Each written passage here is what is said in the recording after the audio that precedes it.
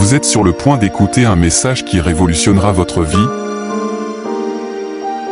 et vous positionnera en Christ.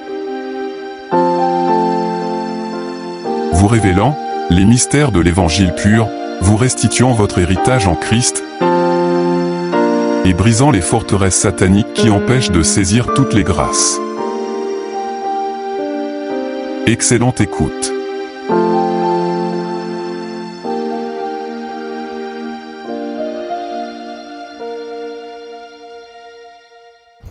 Gloire à Dieu. Amen. Que Dieu te bénisse ce matin au nom de Jésus et qu'il te fasse du bien.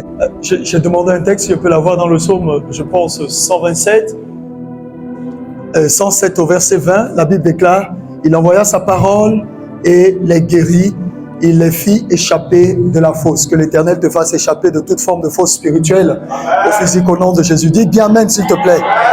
Et le Seigneur Jésus-Christ, lorsqu'il a envoyé le message aux 7 églises, à l'église d'Éphèse, Smyrne, Pergame, Thyatire, Sardes, Philadelphie et Laodicée, pendant qu'il envoyait le message, il a dit, puisque tu n'es ni bouillant, n'est-ce pas, ni bouillant, ni froid, je te vomirai. Il dit, puisses-tu être bouillant ou encore tu sois froid. Il parlait avec Laodicée. Et donc, c'est pourquoi je vais vraiment t'encourager, lorsque tu viens dans la présence de Dieu et que tu sais que tu es dans la présence de Dieu, selon ce lieu qu'il a été dédié, il faudrait que tu sois fervent d'esprit. Amen. Très bien. Père, je veux te rendre grâce pour tout ce qui est fait ici. Merci pour ta présence et pour la grâce que tu nous accordes à travers le Saint-Esprit. Que ton nom soit béni. Bénis ces instants que nous aurons. Merci parce que tu les bénis déjà. Au nom suprême de Jésus, nous avons ainsi prié. Amen et Amen. Alors, je vais rapidement rebondir sur certains aspects. Et comme il permet au Tout-Puissant, tu peux t'asseoir de façon honorable et bénie. Je remercie le Seigneur pour ces instants qui nous permettent de passer au sein de cette famille, de cette communauté. Vraiment, nous sommes bénis le matin, nous sommes bénis à midi et nous sommes bénis le soir. Amen. En fait, c'est une façon de dire qu'à chaque instant de notre vie, nous sommes bénis. Du soleil levant au soleil couchant. Et je suis reconnaissant pour le message qu'il nous a donné, qu'il nous a distillé à travers son Fils. Ce matin, je vais parler donc du pasteur Alexandre, que le Seigneur le bénisse abondamment. On peut acclamer pour lui, pour envie d'encourager. Alors, vous savez, il est écrit, et il est dit, le Seigneur parle, l'Éternel parle tantôt d'une manière, tantôt d'une autre, et l'homme n'y prend point garde. Alors, je vais respecter le temps de nos 3 cultes, parce que normalement, nous avons 3 cultes, et quand nous faisons le pont, il faut respecter le même timing, d'accord? Je vais respecter ce même timing. Moi, je vais faire quelque chose, et comme j'ai l'habitude de le faire avec les autres quand ils passent, j'essaierai donc d'aller en profondeur. Amen. J'essaierai d'aller en profondeur, parce que je suis un homme des profondeurs. Et je vais t'amener à comprendre certaines choses, les vérités des Saintes Écritures. Mais je voudrais avant tout te dire qu'il est important, il est très important que tu sois un homme ou encore une femme spirituelle. En vérité, tout ce qu'on nous raconte, permettez-moi l'expression, je vais me donner un vocabulaire assez simple, assez direct, assez précis, justement pour t'amener à réfléchir, à prendre conscience de qui tu es et où est-ce que tu es en train d'aller. En vérité, toute assemblée, toute église que vous fréquentez, on ne fait pas de vous des hommes ou des femmes spirituels, véritablement vous êtes totalement à la perdition. C'est même pas la peine d'espérer le royaume des cieux. Amen. C'est vraiment pas la peine. C'est vraiment pas la peine. Et donc, quand vous ne comprenez pas cela, vous savez, c'est ce qui fait en sorte que nous avons des attitudes et des comportements souvent à caractère, permettez-moi l'expression, à caractère animal. Ce n'est pas une injure, la Bible parle de l'homme animal. L'homme animal. Est-ce que la régie, ressortez-moi ce verset où l'apôtre Paul l'exprime et il dit l'homme animal, voici comment il est, voici. Ça veut dire qu'on a 2 catégories de personnes. Les personnes qui sont supposées être spirituelles et celles qui agissent encore avec un comportement d'animal. Alors le comportement animal, c'est quoi? Ce sont ce type de personnes, elles viennent à l'église, mais elles ne sont jamais changées, elles ne sont jamais transformées. On les regarde, et vous savez, un homme de Dieu, le révérend William Branham, disait qu'il y a 3 catégories de croyants. Il dit, premièrement, il y a seulement le non-croyant, c'est-à-dire accompagné avec le mot croyant. Il y a le non-croyant. Lui, il ne croit pas du tout, mais il vient quand même à l'église. Et il vient à l'église pour la forme, c'est-à-dire pour juste prendre la Bible et puis venir à l'église parce qu'il y a culte. Et si ces catégories de personnes, elles n'ont rien à voir avec Dieu. Elles fréquentent l'église par habitude, par coutume ou encore par tradition. C'est-à-dire, je suis né dans une famille chrétienne, mon père est chrétien, ma mère est chrétienne, ou je suis pentecôtiste, ou je suis baptiste, ou je suis, comment ça s'appelle, catholique, ainsi de suite. Mais en fait, bon, lui, il ne croit en rien, mais il s'en va quand même pour la forme. Juste pour la forme. La deuxième catégorie de personnes, c'est le soi-disant croyant. Lui, il est situé entre le premier et le troisième. Il est au juste milieu. Le soi-disant croyant, il fait semblant d'aimer Dieu, mais au fond, il n'aime pas Dieu, il aime ce que Dieu donne. C'est-à-dire qu'il ne vient qu'à l'église que pour les bénédictions, les faveurs que Dieu accorde. Et ce sont ce type de personnes très souvent qui viennent à l'église les 31 et les 25 décembre. 25 décembre parce qu'on dit que Jésus est né, 31 parce qu'ils savent que le diable bouffe les gens le 31. Qui t'a dit que le diable bouffe les gens le 31? Tous les jours, il mange les gens. En fait, dans le règne de l'esprit, la manière dont les choses sont programmées, on programme ta mort 6 mois, 8 mois, 1 an, 2 ans même avant. Est-ce que vous comprenez ça? Dans le soi-disant croyant, c'est celui-là, quand Dieu ne le bénit pas, il commence à bouder, commence à murmurer et il trouve toujours des excuses. Voilà, pour quitter l'église. Ou bien, soit on m'a fait ci, on m'a fait ça, un tel m'a fait ci. Et puis il est toujours dans ces histoires de bébé spirituel. Une personne toujours frustrée, une personne toujours découragée, une personne qui vraiment, elle ne donne même pas envie de vivre ni de fréquenter. Et ce sont des venins très dangereux. Ce type de personnes ne quittent pas l'église. Très souvent, elles sont là, elles empoisonnent d'autres personnes qui viennent. Alors quand une personne sera gagnée au Seigneur suite à l'évangélisation, elles vont commencer à dire à toi aussi tu viens d'arriver, bienvenue, tu n'as rien vu encore. Ici c'est ceci. C'est-à-dire, elle fait une mauvaise description. Et elle est là seulement soit pour ses intérêts personnels, soit pour ses intérêts personnels. Tu as compris ça? Elle est là soit pour ses intérêts personnels, soit pour ses intérêts personnels. Dans tous les cas, il n'y a que elle qui compte. Et ce type de personnes sont des personnes qui ont vécu dans la société à travers qui ont connu ce qu'on appelle des complexes. Ce sont des complexes d'infériorité, des complexes de supériorité. Infériorité, ça veut dire que quand elles sont en présence des gens, elles trouvent toujours que vous êtes en train de les rabaisser. Elles trouvent toujours qu'elles sont petites. Elles trouvent toujours qu'elles n'ont pas leur mot à dire. Si par exemple nous sommes dans une réunion, on te dit pardon, c'est bon, moi je n'ai rien à dire. Ce n'est pas l'humilité, mais c'est un complexe. Mais dehors, ailleurs, tu vas trouver que cette personne elle est trop bavarde. Elle parle beaucoup. Complexe de supériorité, c'est le type de personne qui se croit meilleur que tout le monde. À l'église, ça arrive même avec des pasteurs qui ont le complexe de supériorité. Ils pensent que c'est lui seul que Dieu aime, que lui seul que Dieu bénit, et que c'est à lui seul que Dieu donne les prophéties, les révélations, ainsi de suite. Il y en a qui ont ce qu'on appelle aussi le complexe de culpabilité. Ce sont des personnes qui toujours, elles sont victimes. Dieu les a pardonnées il y a 10 ans, mais pendant 10 ans, elles continuent de répéter le même péché. Ah, Dieu m'a puni, Dieu m'a puni. Elle ne croit jamais, elle prie, hein, elle chante. Mais même si Dieu lui donnait la conviction qu'il lui avait pardonné, parce que est-ce que vraiment Dieu m'a pardonné? Est-ce que c'est pas parce qu'il a fait ci que Dieu me punit comme ça? C'est-à-dire, il y a un complexe de culpabilité. Il y a une autre catégorie de personnes qui sont dans le complexe d'insécurité. Ces genres de personnes crient, je ne mourrai pas, je vivrai, je raconterai les œuvres de l'Éternel. Et ces genres de personnes, quand il arrive un problème dans sa vie, je suis mort, c'est fini pour moi. Mais toi, tu as déclaré, je ne mourrai pas, je vivrai. Dès qu'il y a un petit problème, je suis mort, c'est fini pour moi. À l'église, elles sont zélées. Mais une fois qu'elles sortent de la présence de Dieu, eh bien, il n'y a plus la foi. La foi a disparu. Vous êtes avec moi? Et il y a une autre catégorie de personnes, ce type de personnes complexées, qui transmettent leur situation du passé, leur vie qui a dégénéré comme un absolu. Ce sont ces personnes qui disent, moi je suis né, je n'ai pas été heureux, on ne m'a pas bercé. Quand je suis né, je n'avais même pas de berceau. Mon ami, Jésus est né dans une étable avec les moutons. Ferme ta bouche et puis vis bien. Amen. Et vous savez, ce sont des armes spirituelles du diable. Vous pouvez venir à l'église et toujours il est en train de vous mettre ces histoires dans la tête. Et vous avez l'impression que Dieu aime les autres, c'est vous qu'on n'aime pas. Donc dès qu'il y a un problème, oh non, moi on ne m'aime pas. Meurs avec ton histoire, ça c'est ton problème. Jean 8,32, vous connaissez la vérité et la vérité vous affranchira. Écoutez-moi bien, il faut aimer les gens qui vous disent la vérité. Une seule chose m'intéresse avec vous, notre relation, c'est le salut de votre âme. Vous allez voir dans mon principe de leadership, lorsque je te demande de faire quelque chose, tu ne le fais pas, je passe à autre chose, je le fais moi-même. Parce que je ne sais pas attendre les autres, j'avance. Parce que le Seigneur m'a enseigné et il m'a dit, Emmanuel, nous avons besoin de 2 choses pour aller loin. La foi et la vision, la foi et la vision, la foi et la vision. Il dit, lorsque je donne la vision, il faut la foi pour agir. Et ma vie, mon ministère est bâti là-dessus. La foi et la vision. Une fois que Dieu parle et j'ai la conviction que Dieu m'a parlé, je fonce. Le reste, ce n'est pas mon problème. Vous êtes avec moi? Une autre catégorie de personnes, voilà, la troisième catégorie, c'est la catégorie des croyants. Ces personnes-là, c'est bon, c'est mauvais, elles sont avec Dieu. Donc je parlais du soi-disant croyant, du non-croyant d'abord, du soi-disant croyant et maintenant du croyant. La troisième catégorie de personnes, c'est cette catégorie où Jésus dit, là où 2 ou 3 sont assemblés en mon nom, je suis au milieu d'eux. La troisième catégorie de personnes, de croyants, ce sont ceux-là qui déclarent à Jésus, qui disent clairement à Jésus, à qui irons-nous? Tu as les paroles de la vie. Est-ce que vous êtes avec moi? C'est bon, c'est mauvais, ces personnes sont attachées à Christ. Elles n'ont aucun intérêt. La troisième catégorie de personnes, ce sont les personnes comme l'apôtre Paul, qui déclarent avec sérénité, avec amour, ce n'est plus moi qui vis, mais c'est Christ qui vit en moi. Et il va dire, je ne fais plus aucun cas de ma vie.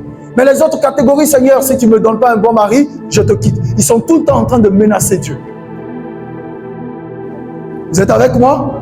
Et la vérité, c'est que, je vais plus loin, la vérité, c'est que dans l'église, dans nos différentes communautés, dans l'église que nous avons, toutes ces différentes communautés que nous fréquentons, dans l'église que nous avons, vous allez vous rendre compte qu'on rencontre ces trois catégories de personnes.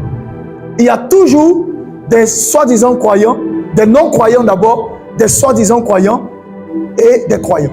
Dans chaque communauté. Chez les baptistes, les protestants, tout ce que vous voulez, même à la DCC, il y en a. Vous êtes avec moi? Et ce sont ces catégories de personnes que Jésus-Christ a regroupées en parlant de la parabole du semeur, où il expliquait que, voilà, tel reçoit la parole à tel moment, et ça devient ceci à tel moment, et ça devient cela, ainsi de suite, et ainsi de suite. Où est-ce que je vais te conduire? Je vais te conduire dans Matthieu 25, pour amplifier ce que son serviteur a dit. Regardez, on parle, 1 Corinthiens, chapitre 2, le verset 14, l'apôtre Paul va dire ceci. Mais l'homme animal ne reçoit pas les choses de quoi? Alors, soit avec moi, s'il te plaît. Je dis, il faut que tu sois vivant. Je t'interdis d'être bavard dehors et timide à l'église. Amen. Je répète, je t'interdis d'être bavard dehors et timide à l'église. Dans la présence de ton Dieu, tu dois montrer la détermination. Regardez les occultistes. Vous avez déjà vu comment on les appelle? Mais bon, ça dépend des coutumes et des traditions. Les gens qui dansent pour leur divinité. Là. Vous voyez quand on tape au rythme en fonction des cultures, vous voyez comment ils sont vivants? Et c'est cette mentalité que nous devons avoir. Imaginez-vous, nous qui avons le Dieu Tout-Puissant, le Roi des Rois et le Seigneur des Seigneurs. Satan a volé la louange et l'adoration à la manière dont elle doit être donnée à Dieu. Et puis il l'a pris et il a pris la louange et l'adoration. Il l'a prise et puis il les a prises et puis bon, il a distribué à ses enfants. Mais regardez la vie, regardez l'engagement. Il faut que ça change dans votre système. Amen. Parce que la manière dont vous donnez à Dieu, c'est ainsi qu'il vous récompensera. Ne vous y trompez pas. Hein? Donnez et il vous sera donné, car on vous mesurera de la mesure dont vous vous serez servi. Très simple. Donc ne soyez pas surpris de la mesure de votre dimension et de votre bénédiction. Elle est proportionnelle à ce que vous donnez à Dieu. Mais l'homme animal ne reçoit pas les choses de l'esprit de Dieu, car elles sont une folie pour lui et il ne peut les connaître parce que c'est spirituellement qu'on les juge. Donnez-moi ça dans la version parole de vie au français courant. Je veux que vous remarquiez ceci. On a donc deux catégories de personnes. On a l'homme spirituel et on a l'homme animal. Et ces deux catégories de personnes se retrouvent à l'église. À commencer par le pasteur. Tu peux avoir un pasteur qui est totalement un homme animal. Je vais vous le démontrer tout à l'heure avec la parabole des 10 vierges. Voici ce qui se passe. Celui qui pense seulement de manière humaine. Et donc c'est ce type de personnes que nous appelons les hommes animaux. Eux, ils ne pensent que de manière humaine. Et quand vous êtes un homme spirituel, et que vous avez à côté de vous un ami qui est un homme animal, c'est un problème. Il ne vous comprendra pas, vous ne le comprendrez pas non plus.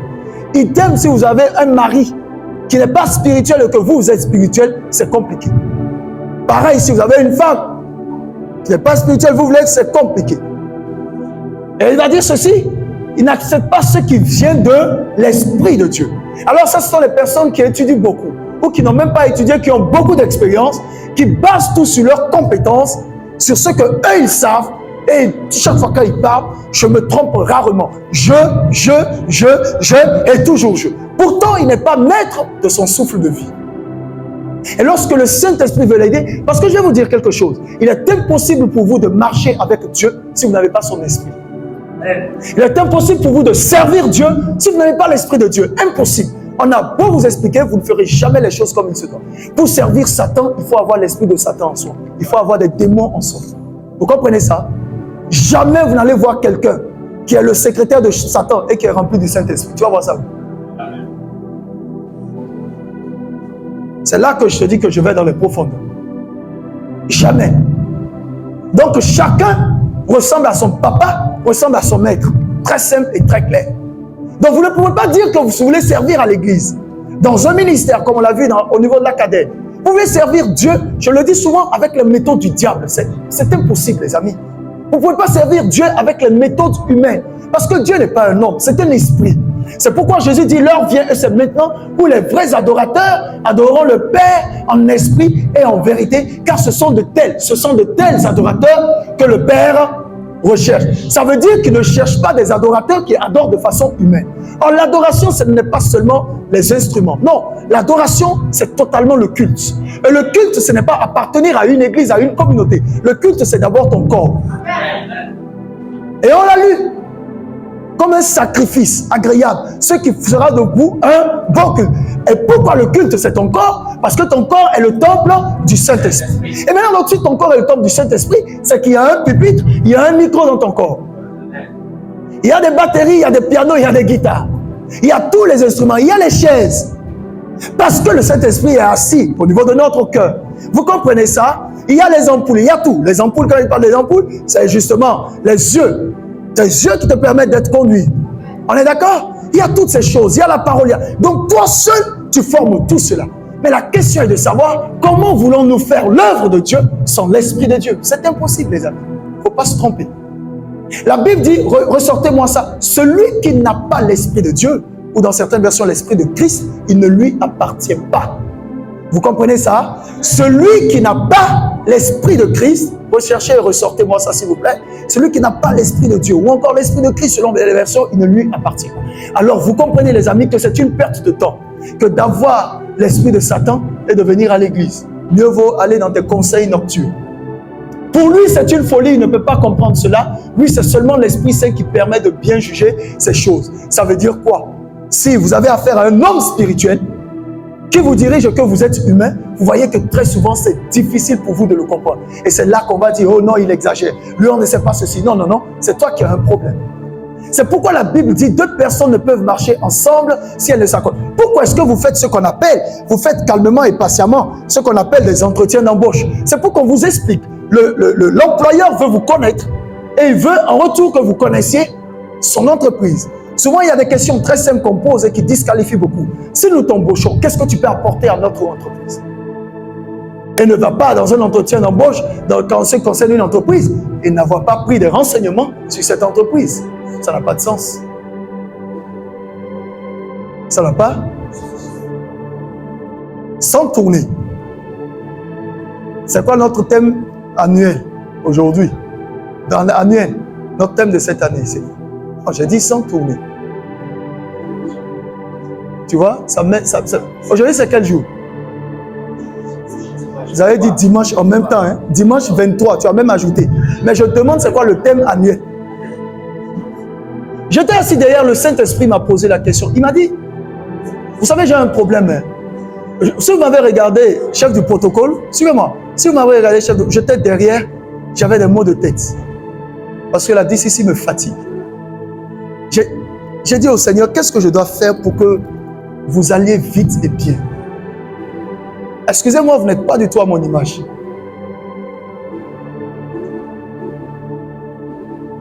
Et j'ai un sentiment d'échec. Vous savez, le modérateur, pendant qu'il parlait, il disait que les chaises sont vides et tout ça.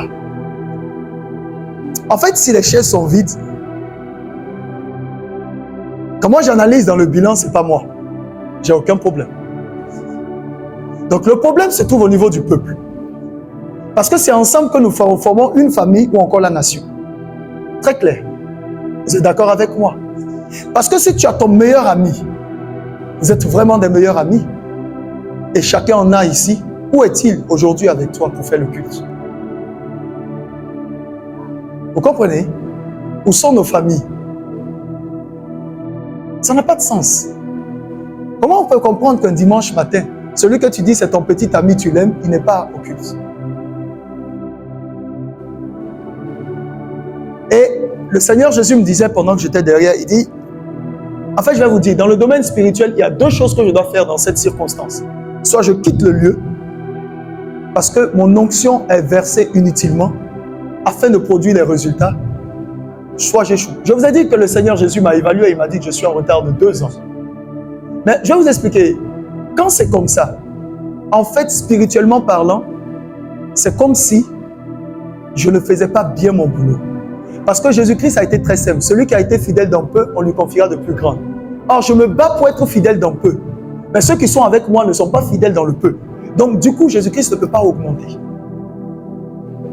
Mais il a déjà augmenté vis-à-vis de moi. C'est pour ça que nous avons une extension en bas.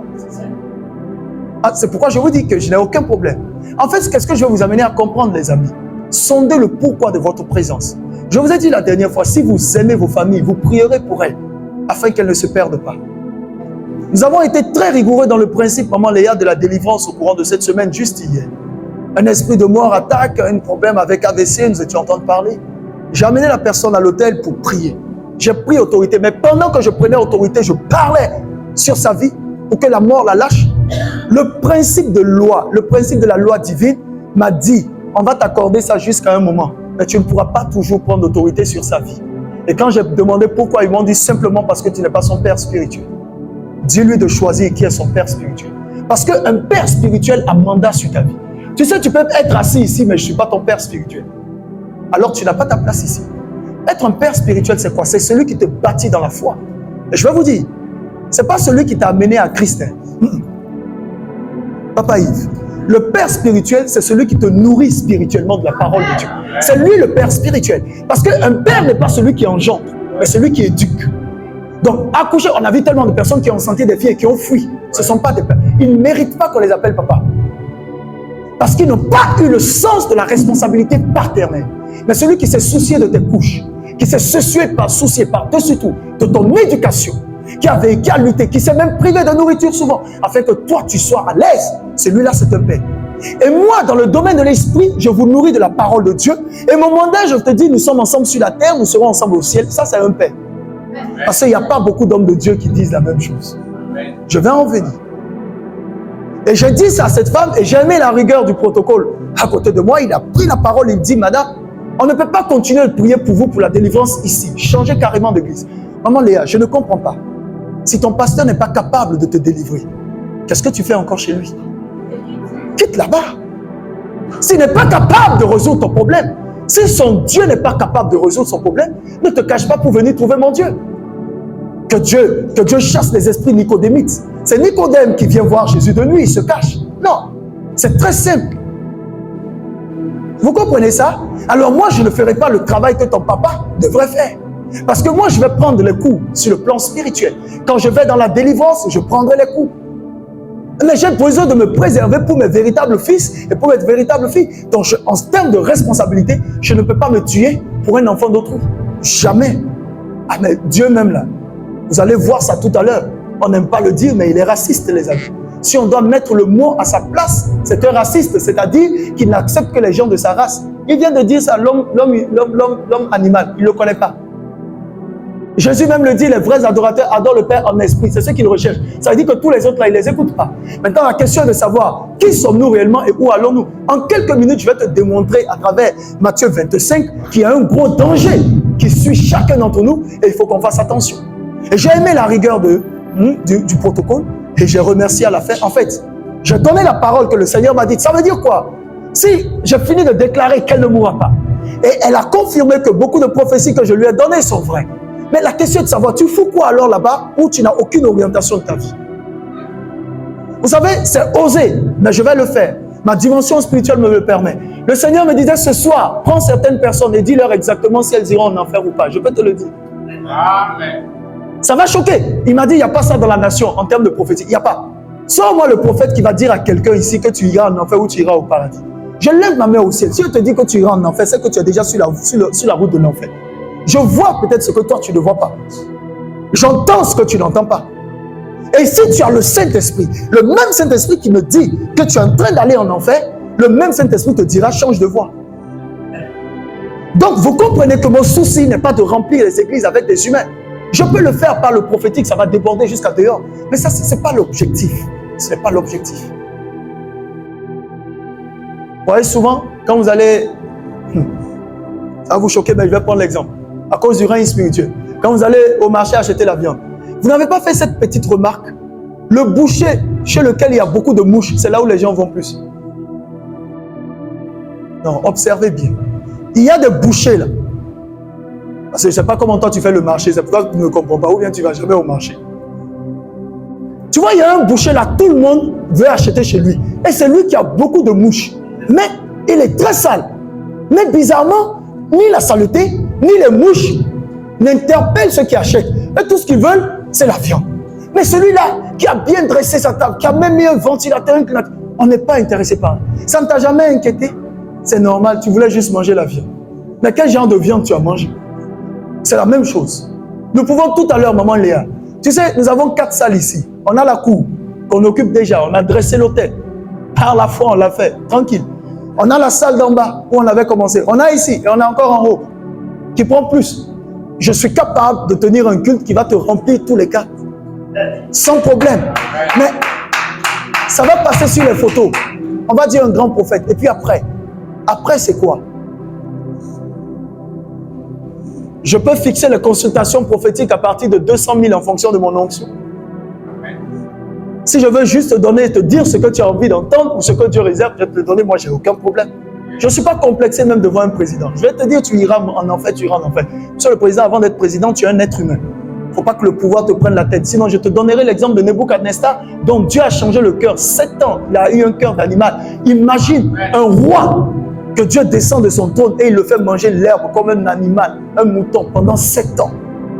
Il a perdu toute raison. C'est là qu'on parle de l'homme animal. Le temps ne me permet pas trop de parler de l'homme animal et de l'homme spirituel. Et donc, le protocole a parlé et j'ai apprécié, parce que ce n'est pas à moi de te dire, change de paix, être seul. Toi-même, tu ne vois pas que ça ne va pas. Oh non, si je bouge, qu'est-ce que mon pasteur va dire? Ça t'a amené quoi? Maintenant, quand tu arrives à mon niveau, la première chose que tu dois comprendre, c'est que si tu veux posséder tout ce que Dieu te réserve, soit d'abord spirituel. Je ne suis pas un magicien, mon pasteur. Je ne suis pas un magicien, je ne suis pas un féticheur. Je suis un homme de Dieu. Et l'homme de Dieu, il a la parole de Dieu. Il te donne la parole de Dieu. Tu la mets en application, ça marche. Tu fais semblant de comprendre, tu vas faire le contraire dehors, ça marche. Très simple. Et tu persévères aussi dans la parole parce que Dieu veut voir l'état de ton cœur. Dieu ne veut pas seulement distribuer des bonbons, il veut voir qui sont ses véritables enfants, qui l'aiment et qui veulent rester. C'est pourquoi la Bible dit que Dieu nous éprouve. Donc si ta bénédiction tarde, au lieu de te fâcher contre Dieu, rends-lui grâce. Amen. Avant toi, il y a eu les Paul, les Jacques, les Pierre, les Simon. Mais avec tout ce qu'ils ont vécu, ils ont tenu ferme. D'ailleurs, Jésus-Christ a été très clair. Personne ne peut venir à lui sans persécution. Il a cité les maisons, les familles et tout. Il dit avec des persécutions. Parce qu'il faut que le diable, la persécution, c'est quoi? Satan te pousse à te décourager de suivre Jésus pour venir vers lui, c'est tout. Et Jésus aussi va voir si vraiment tu tiens à lui, c'est tout. Mais si tu es déjà sur la bonne voie, sois tranquille. Qu'est-ce que notre Dieu n'est pas capable de donner? On le dit. Mais souvent, nous n'avons pas la patience d'attendre qu'il nous donne. Et on veut essayer d'autres méthodes. Alors, dans la rigueur de le principe spirituel, je dis, il faut que l'onction soit conservée pour les véritables fils. Et étant derrière, le Seigneur m'a dit, ton peuple ne connaît même pas le thème de cette année. Ça, c'est le Saint-Esprit qui me dit. Pourtant, c'est écrit là, chaque fois quand tu viens, consécration à Dieu par le Saint-Esprit.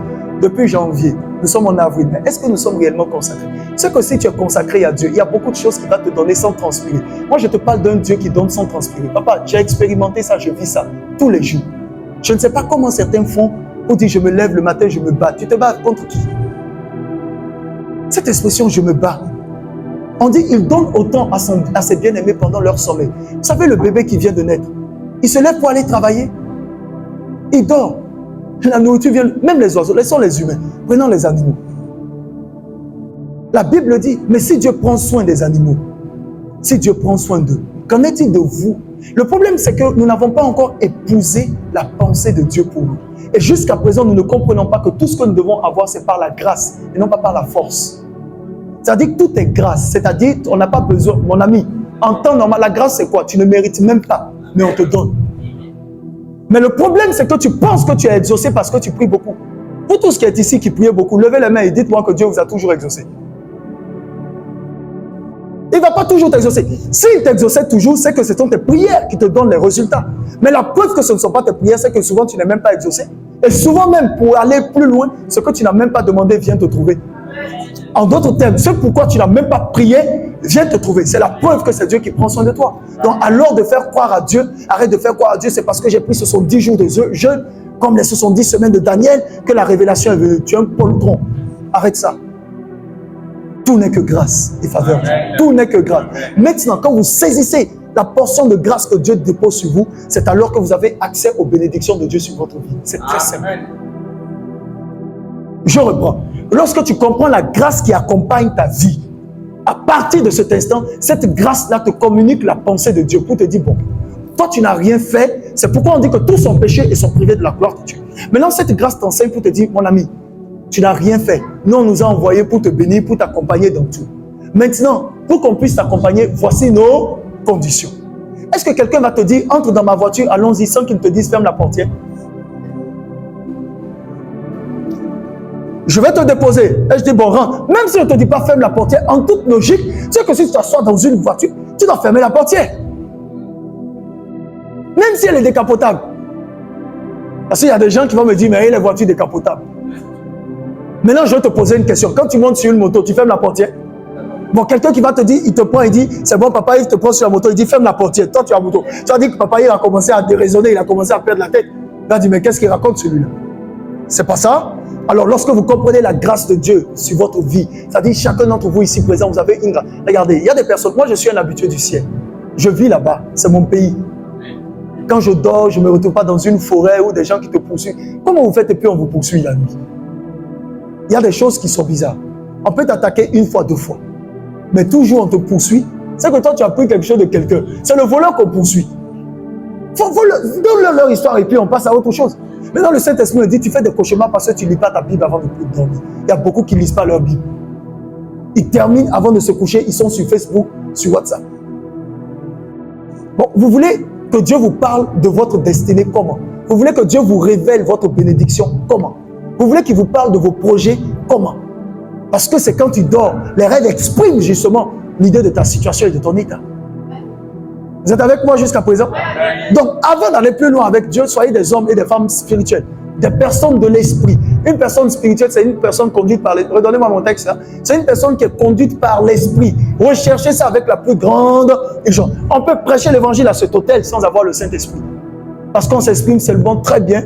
On est un conférencier. On peut prendre juste quelques mots et puis venir tenir des discours, de la rhétorique. Et puis maintenant, on dit qu'on a prêché. Ça ne veut rien dire. Il faut avoir l'esprit. Pour vous, vous ne vivez pas selon la chair, mais selon quoi?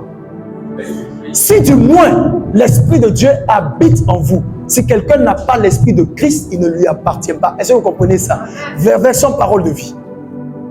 Donc vous comprenez, maman Léa, que ce n'est pas la peine de se fatiguer de venir à l'église. Si tu sais toi-même que tu n'as pas l'Esprit de Christ, mon ami, écoute, je reprends. On n'a pas dit l'Esprit de Jésus. C'est la même personne, hein, mais ce n'est pas la même fonction. Je répète, Jésus n'est pas différent de Christ. C'est la même personne, mais ce n'est pas la même fonction. En d'autres termes, ce n'est pas la même mission. Ce n'est pas la même chose. Donc, si tu n'as pas l'Esprit de Christ, je vais t'expliquer l'Esprit de Christ, c'est quoi? Afin que tu puisses venir à l'église à l'aise ou aller te promener les dimanches à l'aise. Parce que je veux que tu viennes à l'église parce que tu as compris quelque chose et que tu veux avancer avec Dieu. Et en fait, tu vas quelque part. Ne viens pas parce que c'est dimanche. Moi, je veux une chose. Jésus-Christ a dit, là où 2 ou 3 sont assemblés en son nom, il est au milieu. Je préfère mieux une communauté de 2 personnes ou 3 maximum, dans la sincérité, dans la fidélité, dans la foi et la vision, qu'une multitude de personnes dans l'ignorance et le gâchis. Or, vous ne suivez plus ces désirs. Vous suivez quoi? Ou du moins qui? Vous suivez l'esprit de qui? L'Esprit de Dieu. Maintenant, qu'est-ce qu'il dit? Parce qu'il habite où? On n'a pas dit sur vous. On dit bien en. C'est pourquoi on te parle de consécration à Dieu par le Saint-Esprit. Il va plus loin maintenant en disant, si quelqu'un n'a pas l'Esprit du Christ, il n'appartient pas au Christ. Le mot Christ signifie oint, consacré, mis à part. Jésus signifie sauveur. Avoir l'Esprit de Jésus en soi, c'est opérer dans la dimension de Jésus et de la chair du Sauveur et du salut. Avoir l'Esprit de Christ, c'est opérer dans la dimension de la résurrection. Amen. Ton amen même est... Amen. En fait, tu l'as dit parce que, bon, il faut dire amen. Regardez, si l'Esprit de celui qui a ressuscité Jésus d'entre les morts habite en vous, il donnera la vie à vos corps mortels. Recherchez ça, exactement. si l'esprit de celui qui a ressuscité Jésus d'entre les morts habite en vous, il donnera la vie à vos corps mortels. Cet esprit-là, c'est le même qui te guérit quand tu es malade. C'est le même qui te restaure. Regardez. Et si l'esprit de celui qui a ressuscité Jésus-Christ d'entre les morts habite en vous, celui qui a ressuscité Christ d'entre les morts rendra aussi la vie à vos corps comment? Mortels par son esprit qui habite en vous. Un chrétien ne peut pas être possédé. Impossible. Amen. Un soi-disant chrétien, oui. Vous comprenez ça? Un non-chrétien, oui. Mais un chrétien qui est comme Christ, il ne peut jamais être possédé. Il peut être oppressé et obsédé, mais pas possédé. Oppressé parce que l'ennemi va le pousser à faire ce qu'il n'a pas envie de faire. Là, vous me ressortez le texte où l'apôtre Paul dira: le mal que je ne veux pas faire, c'est ce que je fais, et le bien que je veux faire, c'est ce que je ne viens pas. Là, tu es oppressé. C'est-à-dire que tu as arrêté de voler, mais l'ennemi te pousse toujours à voler. En d'autres termes, tu te retrouves très souvent, pas toujours, mais très souvent à voler à nouveau. Là, tu es ce qu'on appelle oppressé. Vous êtes avec moi? Maintenant, si vous avez trouvé le texte, vous me l'affichez. Le mal que je veux faire, c'est ce que je ne fais pas, le bien, c'est ce que je fais. Le mal que je ne veux pas faire, du moins, c'est ce que... Écoutez, Romains chapitre 7, le verset 19. Car je ne fais pas le bien que je veux, et je fais le mal que je ne veux pas. Ça veut dire que ça peut arriver. Et la preuve que tu as l'Esprit de Dieu, c'est qu'à la fin de tout ça, tu regrettes. Vous avez vu, il y a des personnes qui font du mal et qui ne regrettent pas. Ici, l'apôtre Paul parle de lui-même et il parle de la catégorie des personnes qui se retrouvent vraiment acculées. Et ce sont ces personnes chaque jour qui disent: Seigneur, je t'en prie, aide-moi à arrêter, je ne veux pas. Au fond, quand Dieu te regarde, tu n'aimes pas ce que tu fais. Mais il y a une force qui te pousse à faire la chose.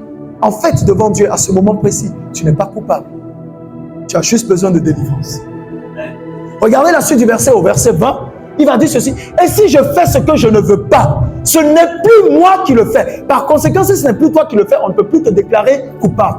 Est-ce que vous comprenez? Amen. Mais qui le fait? C'est le péché qui habite en moi. Le péché là, c'est quoi? C'est cette chair-là qui est déjà corruptible, qui est déjà condamnée. Donc, elle me pousse toujours à faire ce que je n'ai pas envie de faire. Je reviendrai sur les questions des liens dont a parlé le pasteur. Parce qu'il y a des choses, quand vous les comprenez, j'ai commencé avec le psaume 107, le verset 20. On dit: il envoya sa parole et sa parole est guérie. Quand vous ne comprenez pas ça, vous allez vivre une vie chrétienne d'esclave et de misérable. Est-ce que vous comprenez? J'ai aimé la manière dont il a martelé, je vais le dire ainsi, martelé qui vient du marteau, donc taper fort. Il a martelé en disant ceci: il n'est plus, vous avez donné cette expression-là, que vous n'êtes plus, oh ça m'échappe. Il a insisté là. Il n'est plus médiocre. Il n'est plus dans la médiocrité, mais il est passé à autre chose. Il a crié avec force. Mais de tout ce qu'il a dit, ou permettez-moi l'expression, de tout ce qu'il a raconté, il y a une seule parole qui a retenu mon attention et qui m'a plu en lui, c'est qu'il a dit.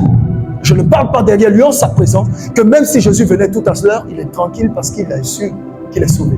Mais vous savez qu'il y a beaucoup qui sont à l'église ce matin, mais qui ne sont pas sûrs que si Jésus vient, ils seront sauvés. Et c'est là le drame, et c'est là le crime de tous les pasteurs. Un seul évangile doit être prêché à ce moment précis, du 1er janvier au 31 décembre, l'enlèvement, le retour de Christ. Un seul message. Arrêtez-nous vos bêtises. J'étais derrière et le Saint-Esprit était en train de me citer tous les pasteurs qui prêchent la prospérité. Il me dit: c'est pas mauvais, mais arrête de mettre l'accent sur ça. Ça c'est la terre. C'est la terre et c'est la terre. Et il y a quelque chose de plus important. Tu ne peux pas du 1er janvier au 31 décembre. Tous tes messages sont basés seulement sur la bénédiction. Où est la repentance? Où est la sanctification? Où est le message sur le pardon? Où est le message sur l'amour? Et tu me dis que c'est ton mandat. Toi, tu es un fils du diable. Ah non, non, non, je vous dis la vérité. Parce que selon le mandat de Jésus-Christ, comme je le dis avant, vous voyez, quand je monte, il y a Luc chapitre 4, où on respire. C'est ce mandat que le Seigneur m'a accordé. Mais il y a une manière de faire. Jésus manquait de quelque chose? Est-ce que vous voyez que Jésus s'est préoccupé de rendre les hommes riches? Non. Il dit: large et spacieuse le chemin qui mène à la perdition, étroit et resserré le chemin qui mène au salut. Et il y en a peu qui le trouvent. Le souci de Jésus, c'était que les gens soient sauvés. Même quand le riche est venu, il n'a pas condamné ni blâmé d'être riche. Il a dit: c'est bien, tu as respecté les commandements, mais pour que tu sois sauvé, de lui-même sa propre question, il dit: il y a encore une chose qui te manque. Va vendre tout ce que tu as, donne-le aux pauvres. Papa, c'est ce qui m'inquiète. En fait, j'ai un problème avec Jésus. Vous vous rendez compte maintenant, si je veux abattre, descendre tous les messages basés sur la prospérité, je ne verrai jamais où Jésus s'est fatigué à rendre quelqu'un riche sur la terre. En fait, la richesse est une conséquence réelle de la nouvelle naissance. Une fois que tu nais de nouveau, la richesse te suit. Mais nous, ça ne nous intéresse pas. Maintenant, pourquoi est-ce qu'on rappelle ça souvent? Parce que vous vivez des situations que vous ne devrez pas vivre. Par exemple, tu es malade, alors que la maladie ne doit pas être continuellement en toi. Ça peut arriver, je dis bien ça peut arriver à cause du corps. N'enlevez pas les textes s'il vous plaît tant que je ne vous ai pas enlevé. Ça peut arriver à cause du corps. Mais la santé divine doit toujours prendre le dessus. On est d'accord? En même temps, une fois que tu es né de nouveau, la pauvreté n'est plus ton partage. Ça, c'est normal. Est-ce que vous avez compris ça? Donc maintenant, si la pauvreté n'est plus mon partage, c'est que d'office, j'ai la richesse. Attendez, comment est-ce que Jésus me dit, je vais vers mon Père, votre Père, mon Dieu, votre Dieu, et que si Dieu devient notre Père et qu'il est riche, maman Léa, c'est que nous sommes riches. Alors le problème maintenant, c'est quoi? Le problème de Jésus, c'est quoi? Le problème de Jésus, c'est que nous tous, nous allions chez son Père là-bas. Parce que la terre là sera détruite, il y a beaucoup d'événements qui arrivent. C'est pourquoi il dit, je vais vous préparer une place afin que là où moi je suis, que vous soyez. Vous avez entendu Jésus dire, cotisez pour moi et achetez-moi un terrain, je vais revenir, on va habiter ensemble. Ça veut dire que la préoccupation de Jésus n'est pas l'aisance. La préoccupation, c'est que tu puisses maintenant aller au Père. Car tu peux vivre des bénédictions et des bontés du Père sur la terre et rater le ciel. En d'autres termes, on ne doit pas s'attarder sur les œuvres matérielles. Si tu comprends l'évangile de façon simple, ça te suit sans que tu ne poursuives cela. Et c'est ce que malheureusement beaucoup n'ont pas. Mais comme les pasteurs ont compris que c'est ce que les fidèles aiment, tu seras riche, tu vas voyager, alors ils mettent l'accent dessus et beaucoup de personnes maintenant seront surpris par Matthieu chapitre 25. Vous comprenez de quoi je parle?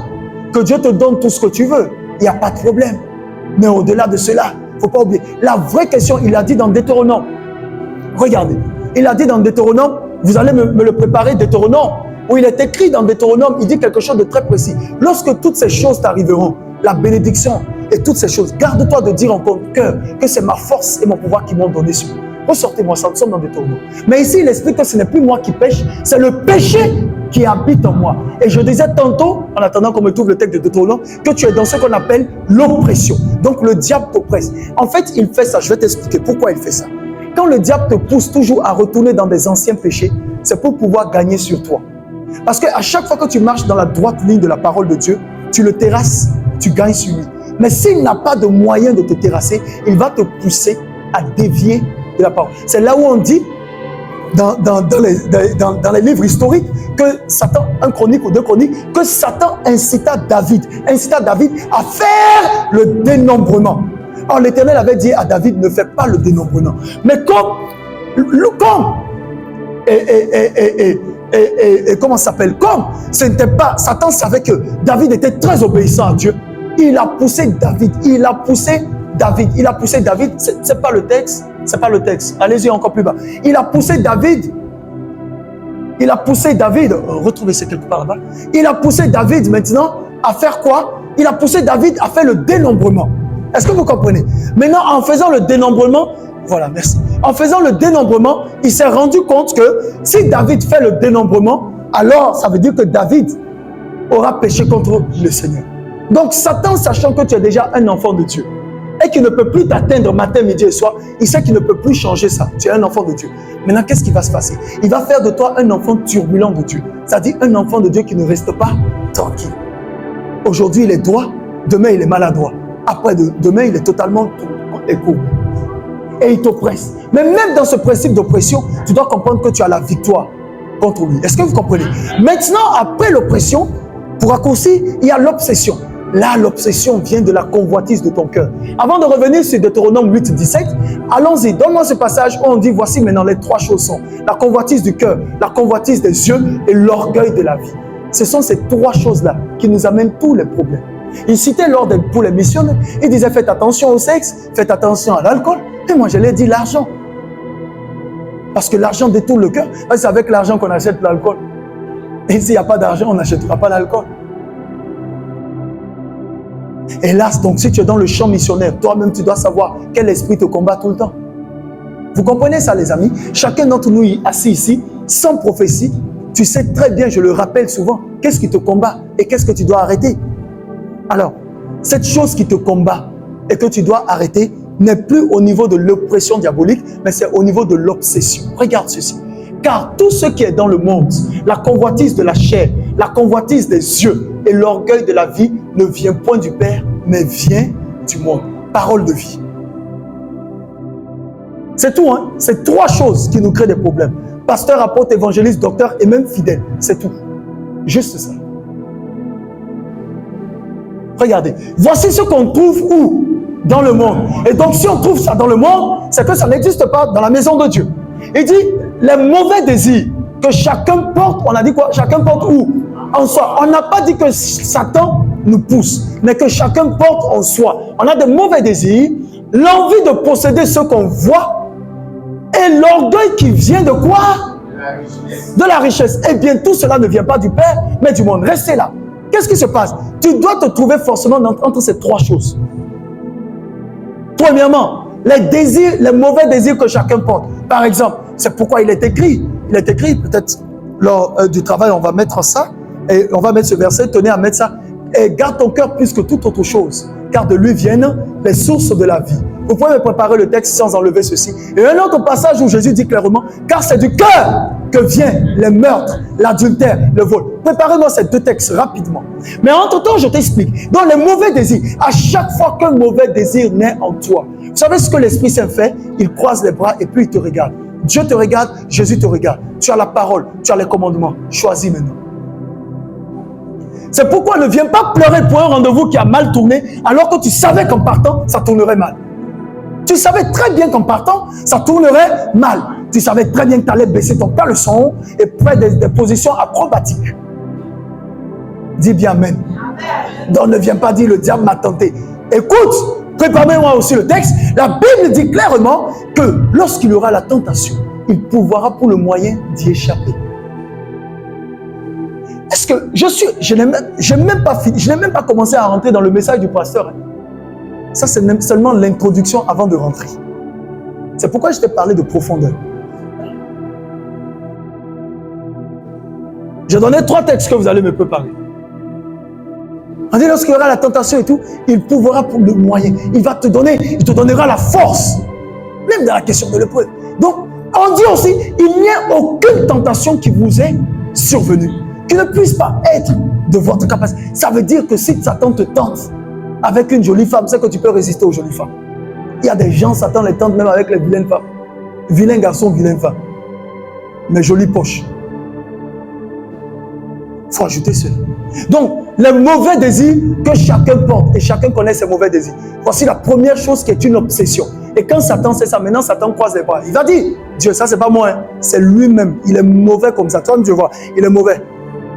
C'est ton enfant, hein? Mais lui, il est mauvais. Il aime mes choses.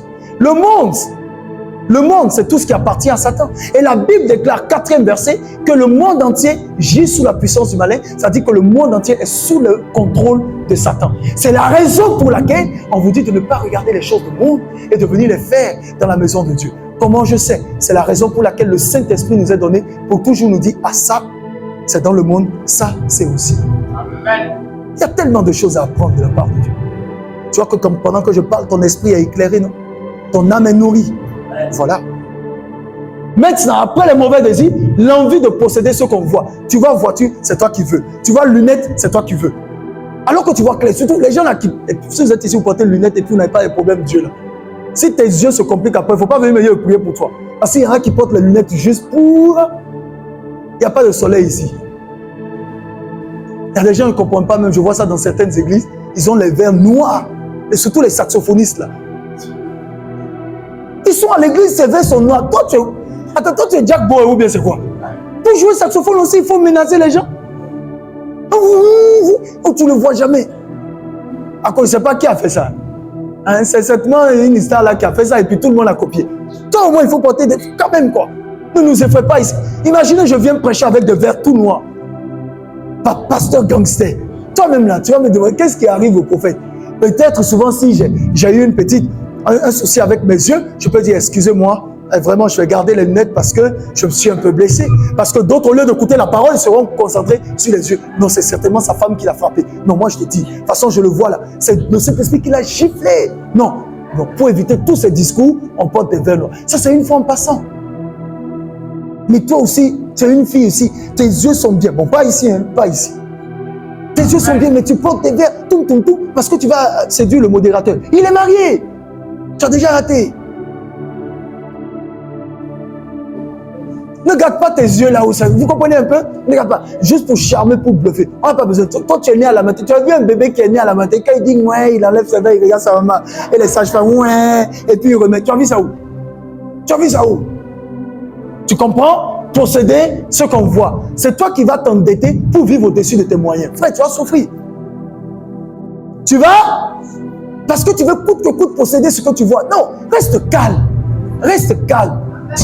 Car c'est du cœur que viennent les mauvaises pensées, les meurtres, les adultères, les impudicités, les vols, les faux témoignages et les calomnies. Que cela ne se retrouve jamais en toi.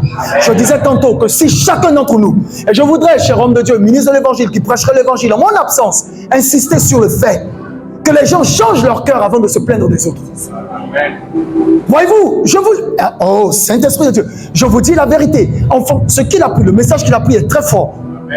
Il est très fort. Il a parcouru selon ce que Dieu a voulu qu'il dise. Mais je dis que je suis venu pour dire, pour creuser et pour terminer dans les profondeurs.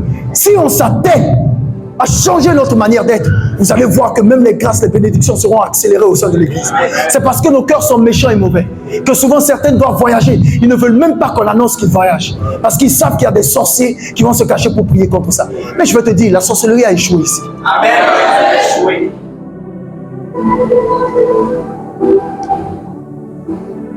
Il faut que cette transformation soit réelle. Que le pasteur prenne le temps de changer son cœur. Des pasteurs méchants, avares, égoïstes, qui ne pensent qu'à eux seuls. C'est pas normal. Le prix du sacrifice. La Bible déclare, supportez-vous les uns les autres. Supportez-vous les uns les autres. Et si quelqu'un a sujet de se plaindre de l'autre, pardonnez-vous réciproquement. En fait, est-ce que vous comprenez qu'en vérité, selon les Saintes Écritures, on n'a pas de problème à l'église? On n'a pas de problème. Toutes les conditions sont réunies pour qu'on soit de véritables disciples de Jésus. Et c'est parce qu'on ne lit pas et on ne nous enseigne pas les choses élémentaires. Quand je viens à l'église, Seigneur, depuis 2 semaines, depuis 1 mois, je suis très nerveux. Aide-moi à laisser la colère, car ta parole dit laisse la colère, abandonne la fureur. Ce serait mal fait. Et quand tu viens avec ce souci, tu sais, je n'ai pas le temps de savoir si tu m'as salué ou pas. Mais là, quand je serai guéri de cela, et que je vais voir une sœur qui a aussi la colère, c'est ce que je vais faire, Papa Yves. Je vais commencer à prier pour elle sans qu'elle ne me le demande. La nuit prochaine, Seigneur, quand j'étais à l'église, j'ai constaté que la sœur a la colère. Et Dieu qui est juste va me dire, mais comment est-ce que tu as constaté? Non, Seigneur, j'ai vu. Tu as vu comment? Et comment tu sais que c'est la colère, Seigneur? Parce que moi-même, je suis déjà passé par là. Et le Seigneur va te dire, effectivement, tu es passé par là. Alors ne laisse pas. Tu sais que ça détruit, n'est-ce pas? Oui, prie pour ton prochain. C'est ainsi qu'on commencera à prier les uns pour les autres, sans souci. Et vous savez, quand on prie les uns pour les autres, en secret, l'amour devient réel sans forcer. Amen, amen. C'est là que maintenant, vous savez, la sincérité du match, c'est-à-dire le match en anglais, la correspondance. La sincérité de la correspondance d'esprit ne ment pas. Alors je vous le disais tantôt, 1 Jean 5, 19, nous savons que nous sommes de qui? De Dieu. Et que le monde entier est sous la puissance du malin. Je peux avoir ça dans la version parole de vie. Le monde entier, comment? Est sous la puissance du malin. Ça veut dire que celui qui contrôle le monde actuellement, c'est Satan. C'est pourquoi tu vas voir que les enfants de Satan n'ont pas de problème pour avoir du boulot. Est-ce qu'il est fou? C'est pourquoi tu vois que c'est eux qui ont les plus grandes richesses. Est-ce qu'il est fou? Non. Non. Mais c'est pourquoi tu vois qu'ils persécutent beaucoup les chrétiens. Même contrat de 60 000 par mois, tu ne touches pas. Tu ne gagnes pas.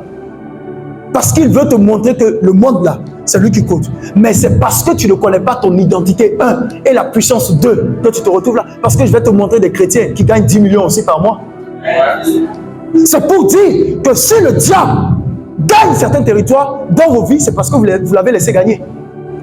Comprends bien ce que je dis. Ce n'est pas une affaire de prière, c'est une affaire de démonstration de puissance. Tu sais d'abord qui tu es, et puis tu dis à Satan, ça ne se passe pas comme ça. Les filles du diable n'ont pas du mal à se marier. Pourquoi les filles de Dieu ont du mal à se marier? Si véritablement nous sommes des... Est-ce que vous comprenez? Les foyers des enfants du diable, souvent, ça va très bien. Mais pourquoi c'est chez nous que ça ne va pas? Vous voyez un peu? En fait, je vais te dire, c'est parce que nous ne marchons pas selon l'éthique du royaume. Écoutez-moi très bien. Nous le savons, nous appartenons à Dieu, mais le monde entier est sous quoi? Le pouvoir du mauvais. Très clair. Même quand vous comprenez maintenant la prière de Jésus dans Matthieu 6, 9, que ton règne vienne. Il dit que ton règne vienne parce que celui qui règne actuellement là, c'est Satan. Mais je n'ai pas le temps de te démontrer que nous aussi, nous régnons en fait. Mais comme nous ne sommes pas enseignés, comme nous avons des pasteurs qui sont déjà bornes, pour certains, aveugles, pour d'autres, on leur a carrément crevé les yeux. Celui qui n'a plus d'œil dans son orbite, comment est-ce qu'on peut lui donner des yeux? Au moins l'aveugle, on peut lui imposer les mains, mais celui qui a tête de squelette, ça, il faut un miracle encore supérieur. Mais comme les gens ne sont pas enseignés dans la véritable révélation de Jésus, c'est pourquoi vous voyez qu'on a l'impression que l'Église est remplie de misérables. Mon frère, tu n'es pas misérable. En tout cas, si tu le veux, ça c'est toi. Mais moi, jamais. Jamais au grand jamais. Tout est une affaire de compréhension du royaume. Regardez. Il dit, Matthieu 6, 33, pas la peine d'afficher. Cherchez premièrement le royaume. Le royaume des cieux et le royaume de Dieu et sa justice. Et toutes choses vous seront données par-dessus. On a longtemps répété ce verset, mais on ne l'a pas compris. J'en parlerai. Papa Wilson, tu es un enseignant. On dit de chercher, premièrement, afficher. On va revenir. Attendez un peu. Je vais revenir. Pourquoi vois-tu la paille qui est dans l'œil de ton frère et n'aperçois-tu pas la poutre qui est dans ton œil? Parole de vie. Papa Wilson, vous patientez un peu. On prêche ensemble. Parole de vie, s'il vous plaît. Ou bien français courant. Regarde, tu regardes le bout de la paille qui est dans l'œil de ton frère, mais le tronc d'arbre. Ah, tu as vu maintenant? Le tronc d'arbre qui est dans ton œil, tu ne le remarques pas. Pourquoi donc? Les amis, s'il vous plaît, bannissez-moi au sein de la DCC, un tel a fait. Toi-même là, sois meilleur. Si tu vois que la personne fait, va prier pour elle. Ah oui! Le problème est que nous ne sommes pas convertis, frère. Nous ne sommes pas convertis. La conversion signifie le changement radical de vie. C'est dès l'instant que le conseil de Dieu sort ici et que toi tu commences à dire, mais moi je pense que, frère, pour toi ce n'est plus la peine. Vous avez compris ça? Donc que chacun se préoccupe de tailler sa propre vie, afin que la vie soit belle. Que quand c'est comme ça, le Saint-Esprit n'a aucun problème à se mouvoir en nous. Et nous devenons une église excellente, une église douce. Et là, l'amour de Dieu règne sans forcer. Là, le problème de mon frère devient mon problème. Et le problème de chacun. Tu n'as pas besoin. Le Saint-Esprit te révèle que le frère a tel problème. Et rapidement, tu dis, frère, pendant que je priais, le Seigneur m'a dit ça. Tu dis, oui, effectivement, c'est ça. Il dit, non, viens. On va gérer ça. Sans que ça me fasse du bruit. Sans aller dire, non, c'est moi, c'est grâce à moi. Sinon. Ça, c'est la chair. Et ça, c'est l'homme animal. Voici la nourriture solide dont l'Église a besoin aujourd'hui. Il y a tellement de choses à dire, mais je ne les dirai pas. Cherchez premièrement le royaume et la justice de Dieu. Et toutes ces choses vous seront données par-dessus tout. Parole vivante. Papa Wilson, vous êtes enseignant. Regardez, ce que j'aime chez Dieu, c'est que c'est un Dieu très intelligent et sage. Cherchez d'abord. Cherchez quoi? D'abord le royaume de Dieu, et ce que Dieu demande, il vous donnera tout le reste en plus. Tu sais, voici le problème. Pourquoi est-ce qu'on n'a pas tout le reste? Parce que nous cherchons d'abord le royaume de Dieu. Ça, on l'a. Mais ce que Dieu demande, on ne cherche pas. Le royaume de Dieu, là. Le royaume de Dieu, c'est la personne de Jésus. On l'a. On a le salut. Vous comprenez ce que je dis? On a le salut. On sait qu'on va au ciel. Maintenant, ce que Dieu demande là, préoccupez-vous d'abord du royaume de Dieu et de la vie comment? Juste qu'il demande. Et Dieu vous accordera aussi tout le reste. Tout le reste là, c'est pas au ciel, c'est sur la terre. Ça veut dire que quand je viens à l'église, Serge, et que j'oublie d'être juste, Dieu ne peut donc pas me donner. Parce que la phrase n'est pas comme. Et là, c'est une conjonction de coordination. Elle lie deux idées. Quand je dis toi et moi, ça veut dire que je ne suis plus seul, nous sommes deux. Donc je ne peux plus dire je vais dire nous. Donc lorsque vous voulez que Dieu vous bénisse de toutes sortes de bénédictions, là on vient dans Deutéronome chapitre 8, le verset 17, vous voulez que Dieu vous bénisse de toutes sortes de bénédictions dans les lieux célestes en Christ selon Éphésiens, et que vous voulez voir la matérialisation sur la terre, ne cherchez pas seulement le royaume de Dieu. Vous l'avez déjà, vous appartenez à une communauté, vous croyez en Jésus. Le royaume de Dieu, c'est confesser que Jésus-Christ est celui qui croira de cœur et confessera de la bouche, il sera sauvé. Vous l'avez déjà. Mais la justice de Dieu, tant que vous ne l'avez pas, les richesses de la terre ne viendront pas vers vous. Je vous résume tout le principe de la bénédiction. Alors, c'est là maintenant, Serge, on va prêcher ensemble, regarde. C'est là maintenant que pour aller au ciel, nous sommes fils de Dieu. mais pour régner sur la terre, nous sommes fils d'Abraham. Je reprends.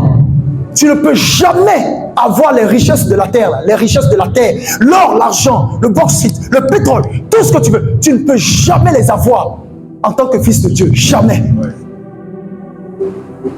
Tu les auras en tant que fils de Dieu, confirmé par l'alliance avec Abraham. Galates chapitre 6. Reconnaissez donc que ceux qui ont la foi sont fils d'Abraham, le croyant. C'est pourquoi quand il fait la révélation, Jésus, il est de la lignée de qui? De David. Dans David, on a Abraham. Vous voyez que quand Dieu fait la promesse de la bénédiction à Abraham, il montre ceux qui sont les étoiles et il montre également ceux qui sont la poussière. Donc il y a certains enfants de Dieu qui sont la poussière et d'autres sont les étoiles. Écoutez-moi très bien. Après avoir reçu et accepté Jésus dans votre vie, ça c'est une bonne chose. Maintenant, vous voulez la promotion, vous voulez l'héritage, vous voulez le succès, vous voulez la gloire, vous voulez la richesse, sans l'orgueil, car Dieu n'a aucun problème avec ça.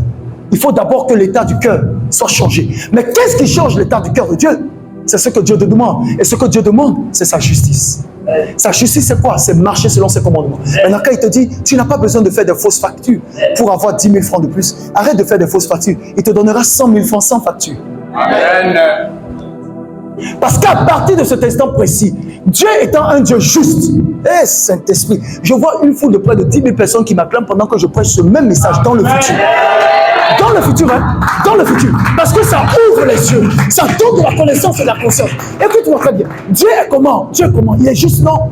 Dieu, il est amour, mais il est juste, non, je veux sa justice. Dieu est juste, non? Si Dieu est juste, il est aussi amour, n'est-ce pas? Mais si nous sommes des enfants de Dieu, nous sommes appelés à être amour. Et aussi juste. Maintenant, Dieu étant juste, papa le son, si Dieu est juste, tant que je n'ai pas respecté ses commandements, même si je suis son enfant, il ne peut pas me donner les bénédictions, quand bien même l'or et l'argent lui appartiennent. Il va me regarder, il dit, mon enfant, c'est vrai. C'est vrai que l'or et l'argent m'appartiennent. Mais tu as un problème. Mais père, j'ai reconnu Jésus. J'ai accepté Jésus. Il va dire, fils, c'est ça. Mais il y a la conjonction de coordination et à partir de ce temps, il dit la justice. La justice, applique la justice. Mais il va te dire, mon fils, comment est-ce que tu es mon enfant? Et tu continues de voler ton patron. On te donne l'argent, sur 100 000, tu enlèves 30 000 et tu justifies ça. Ça ne nous ressemble pas au ciel. Parce que Jean 10 dit que le voleur ne vient que pour dérober, égorger et détruire. Mais le Fils de l'homme est venu afin que la vie, afin que les brebis aient la vie et qu'ils soient dans l'abondance. Et dans d'autres versions, on dit et qu'ils aient la vie et qu'ils l'aient en abondance. Ça veut dire quoi? L'abondance, c'est le principe de la bénédiction matérielle, financière qui accompagne. Alors, à partir de cet instant, ta richesse que tu possèdes sur la terre glorifie Dieu. Tu n'es plus orgueilleux, mais plus Dieu te bénit, tu deviens humble. Tu ne piétines plus tes frères, mais tu es rempli d'amour. Et je vais te dire, la plus grande chose qui détermine que Dieu t'a véritablement béni par les richesses matérielles, financières de ce monde, c'est que tu soutiens le royaume. Tu finances le royaume. Quand je dis tu soutiens le royaume, c'est-à-dire que étant un enfant du royaume, tu deviens partenaire stratégique du royaume des cieux. Alors tu n'as aucun problème de soutenir les missionnaires qui prêchent l'évangile. Parce que tu sais que c'est cet évangile-là qui t'a donné tout ce que tu as aujourd'hui. Et partout on parle de l'affaire de Dieu, tu n'attends pas qu'on te dise de cotiser. Ton cœur bouillonne, ton cœur bat, tu es déterminé, tu es engagé. Tel le prix du sacrifice. Et c'est ce que je fais que vous ne comprenez pas. J'ai compris. Et à partir de cet instant, Dieu ne peut jamais permettre que tu manques de quoi que ce soit. Alors où est-ce que le diable nous attaque? Lorsque nous croyons, nous avons le royaume de Dieu, mais que nous n'avons pas la justice de Dieu. La justice de Dieu n'est pas un comportement extérieur, c'est un caractère qui est le produit de la nouvelle naissance. Parce que justice signifie que nous sommes justifiés. Vous comprenez ça? À partir de cet instant, maintenant, les bénédictions de la terre te poursuivent sans que tu ne les cherches. Dieu choisit pour toi le mari qu'il te faut. Tu ne fais pas de calcul, je vais épouser un homme riche pour être riche. Ah, c'est une mentalité de sauterelle. Tu vas épouser un homme pauvre pour le rendre riche par Christ. Parce que si tu épouses un homme riche, merci papa, pour être riche, il va finir par te laisser parce qu'il te verra plus jolie que toi. Il te verra plus compétente que toi au lit, selon ses envies. Il te verra plus compétente que toi à la cuisine. Il te verra plus compétente que toi dans l'obéissance. Tu vois, ce sont les genres de femmes. Il va te regarder. Quand toi, il crie, tu cries aussi. Mais l'autre, quand il crie, elle vient l'embrasser. Lequel il va choisir? Tu vois ce type de femme-là? Pendant que tu as râlé, elle te regarde et puis paf, elle vient, elle t'embrasse. Tu es gonflé comment? Ça te dégonfle. Mais l'autre, tu es en train de crier. Elle aussi, elle dit, je vais te montrer que je suis né dans tel village, je suis tant. Hé, Saint-Esprit, que cela ne soit pas ton héritage. Dis bien, amène la parole. La justice de Dieu donc te transforme, te change. Quand tu as un comportement comme ça, sœur, comment est-ce qu'il ira dehors? Même s'il va aller dehors, ça concerne... Tu sais, même la maîtresse va le regarder pour dire, s'il te plaît, ta femme est mon modèle de caractère. Vraiment, je ne peux pas lui faire ça. Amen. Partout où tu passes, tu tapes poteau. Vous savez, le caractère de Dieu, c'est pas un slogan, c'est une vie, c'est une vie, c'est une vie. On ne démontre pas la parole de Dieu par l'expression du langage, mais par la vie qu'on met. Et c'est ça qui manque à beaucoup, se balade avec les titres. Mais en fait, ils ne sont pas enfants de Dieu. Alors écoute-moi bien. Reconnaissez donc, Galates chapitre 3, le verset, c'est reconnaissez donc que ce sont ceux qui ont la foi qui sont fils d'Abraham. Ça veut dire que si je n'ai pas la foi, je ne suis pas fils d'Abraham. C'est pourquoi je vous dis, mais si je suis fils d'Abraham par la foi, et qu'Abraham était riche, Isaac très riche, jusqu'à ce qu'il devienne fort riche, Jacob aussi immensement riche, je regarde dans les patriarches, je vois que tous ceux-là sont bénis, et Dieu ne s'identifie pas comme étant le Dieu de Lazare. Mais il dit qu'il est le Dieu d'Abraham, d'Isaac et de Jacob. Il démontre véritablement, il dit à Abraham, Isaac, il leur dit à chacun, je te bénirai, je te rendrai prospère, je te rendrai fécond. En d'autres termes, Ésaïe 45, il dit, je donne la prospérité, je donne. Vous comprenez ça? Mais tu sais le drame dans cette affaire, je vais te dire, ministre de l'Évangile, le problème c'est que Dieu est tellement choqué par l'attitude et le mauvais cœur de ses enfants, qui ne veut plus leur donner des richesses. Alors il suscite dans ce qu'on appelle le monde des personnes capables de bien gérer. Et alors à ces personnes-là, il leur donne des richesses pour que ces personnes créent de l'emploi. Car Dieu te bénit avec des millions au sein de l'église. Tu sais bien qu'il y a des frères qui sont des chômeurs, mais tu refuses de leur donner du boulot. Tu les vois retourner à pied, tu es véhiculé, mais tu prétends que ta voiture, ils ne vont pas rentrer dedans. Tu changes même de route. Une voiture de combien d'années? De 2002, de 1990, tu n'es même pas dans le sachet sorti d'usine. Et tu regardes, il dit, mais regarde comment ce gars, il est malheureux. Alors écoute-moi bien, tu vivras du salut. Tu croiras que Jésus sauve, mais tu ne jouiras jamais de l'abondance de la vie. Il te sera fait selon ta foi. Par tes paroles, tu seras justifié. Et par tes paroles, tu seras condamné. Alors voici pourquoi l'église de Dieu n'est pas bénie. Parce que nous sommes devenus des menteurs, des voleurs, des escrocs et des piétineurs de destinée. Nous sommes devenus des aigris, des méchants, des gens qui ne partagent pas. Tous ceux qui sont là ici savent que le soir, si tu es là, tu tomberas sur le repas du pasteur, tu vas manger. J'ai menti? Non, dites bien, mais tu as avalé mon repas et puis tu dis pas, mais tu es ici le soir, ça te trouve. Je vais te dire, attends, il mange. Vrai ou faux? Vrai ou faux? Alors je vais te dire, le Saint-Esprit dans sa bonté, dans sa richesse. J'étais assis, il me dit, Emmanuel, il faut qu'on change la nourriture. Je dis, qu'est-ce qui se passe? Il dit, non, il y a déjà trop de personnes qui viennent les soirs. À partir de lundi, tu augmentes, tu passes à 2 kilos et puis 3, pour que personne ne manque de nourriture. Amen. Tu vois ça? Tu vois ce que l'amour de Dieu fait? Parce que hier, on vous a servi, mais je n'ai pas aimé. La quantité n'était pas beaucoup. Et je dormais, j'ai dit, Père, ça, c'était pas beaucoup. Il dit, je vais te reprendre le matin. Et vous savez, c'est lui qui me donne les ressources financières, c'est lui qui me bénit. Et ce matin, il dit, non, on passe à 2-3 kilos. Et il dit, ne t'en fais pas, il y aura toujours quelqu'un qui viendra manger. Quand ta maison est une source de provision, tu es béni. Amen. Mais quand tu te caches pour manger, tu es maudit. Tu fais pitié. C'est là que vous devez dire pitié. Pitié. Si votre maison n'est pas capable de bénir les gens, les amis, vous n'êtes pas encore des enfants de Dieu. Donc on se dise la vérité. On n'est pas enfant de Dieu par le verbe. On est enfant de Dieu par le caractère qu'on manifeste dans les cieux. Car Jésus dira, c'est à leurs fruits que vous les reconnaîtrez. Cueille-t-on des raisins? Est-ce que tu vas aller cueillir des mangues sur un citronnier, les amis? Donc arrêtons de nous balader comme étant des chrétiens. Mais en fait, nous ne sommes pas des chrétiens. Même si nous devons emprunter le mot chrétien comme Christ, nous ne sommes pas des chrétiens. À plus forte raison, les disciples de Jésus. Voilà donc où se trouve le problème. Deutéronome chapitre 8, le verset 17 maintenant. Pour te parler de la bénédiction. Je t'ai résumé le principe de la bénédiction. C'est pas compliqué. Si ton cœur change, je te dis la vérité, tu verras combien Dieu va te bénir sans faire d'effort. Parce que Dieu nous bénit pour que nous soyons en retour des sources de bénédiction. Abraham était une source de bénédiction. Isaac en est une, Jacob. Oh, le Seigneur me dit de penser à ceci. Oh, j'entends ça dans mon esprit, je ne sais pas à qui c'est adressé. Mais je sais qu'il y a au moins une personne concernée dans cette salle et une autre dehors qui écoutera cette vidéo. Le Seigneur me dit, paye tes employés. Vous comprenez ça? Vous savez que dans le livre, je n'ai pas le temps. Écoute, trouve-moi ça. Le Seigneur dit que si tu retiens le salaire du pauvre et qu'il crie à Dieu, Dieu se vengera sur toi. Si vous avez vos servantes à qui vous devez leur dîner, donnez-leur dîner, s'il vous plaît. Parce que quand elle te sert comme servant Dieu. À la fin du mois, ne lui dis pas, j'ai pas d'argent.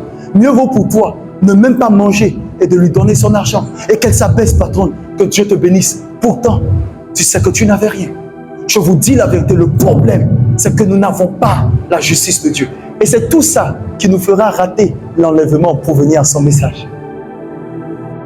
Et ce type de message, je crois que je vais le reprendre ce soir. Il y a des oreilles qui doivent entendre ça. Nous cherchons la malédiction souvent trop loin. Nous sommes nous-mêmes parfois les responsables de notre malheur. Regarde, remontez au verset 14. Remontez. Regarde, tu n'opprimeras point le mercenaire. Hey, qu'est-ce que le Saint-Esprit veut dire ce matin? Je ne sais pas. Hein? Donne-moi ça dans la version parole de vie. Il faut les acclamer pour moi parce qu'ils sont très dynamiques dans les messages, dans les vues. Il faut acclamer l'équipe de gars pour moi. Sincèrement, j'aime travailler avec des personnes qui sont tac, tac, tac, tac, tac. Voilà, ça c'est bien. Maintenant, on n'acclame pas seulement. On va faire un stage aussi là-bas. Hein? Dis Amen. Tu dis pas Amen. Toi, tu t'assois, on t'affiche les versets bibliques. Tu es content, non? Il faut aller aussi t'asseoir, on t'afficher les versets bibliques. Je t'ai parlé. Sinon, ta bénédiction ne viendra pas. Moïse dit, ne profitez pas d'un ouvrier comment? Malheureux et pauvre. Que ce soit un autre Israélite ou un étranger installé chez vous. Il ne faut jamais profiter. Qu'il soit ton frère ou un étranger, never, ne le fais jamais. Je vous en supplie. Je ne sais pas pourquoi le Saint-Esprit m'amène là, mais je suivrai le champ qu'il veut. Regardez ce qu'il dit encore. Il dit au verset 15, vous lui donnerez son salaire comment? Payez-le avant le coucher du soleil. En effet, il est pauvre et il en a vraiment besoin. Maintenant, il y a un danger. S'il vous accuse devant le Seigneur, vous serez coupable d'un péché. Seigneur, Seigneur.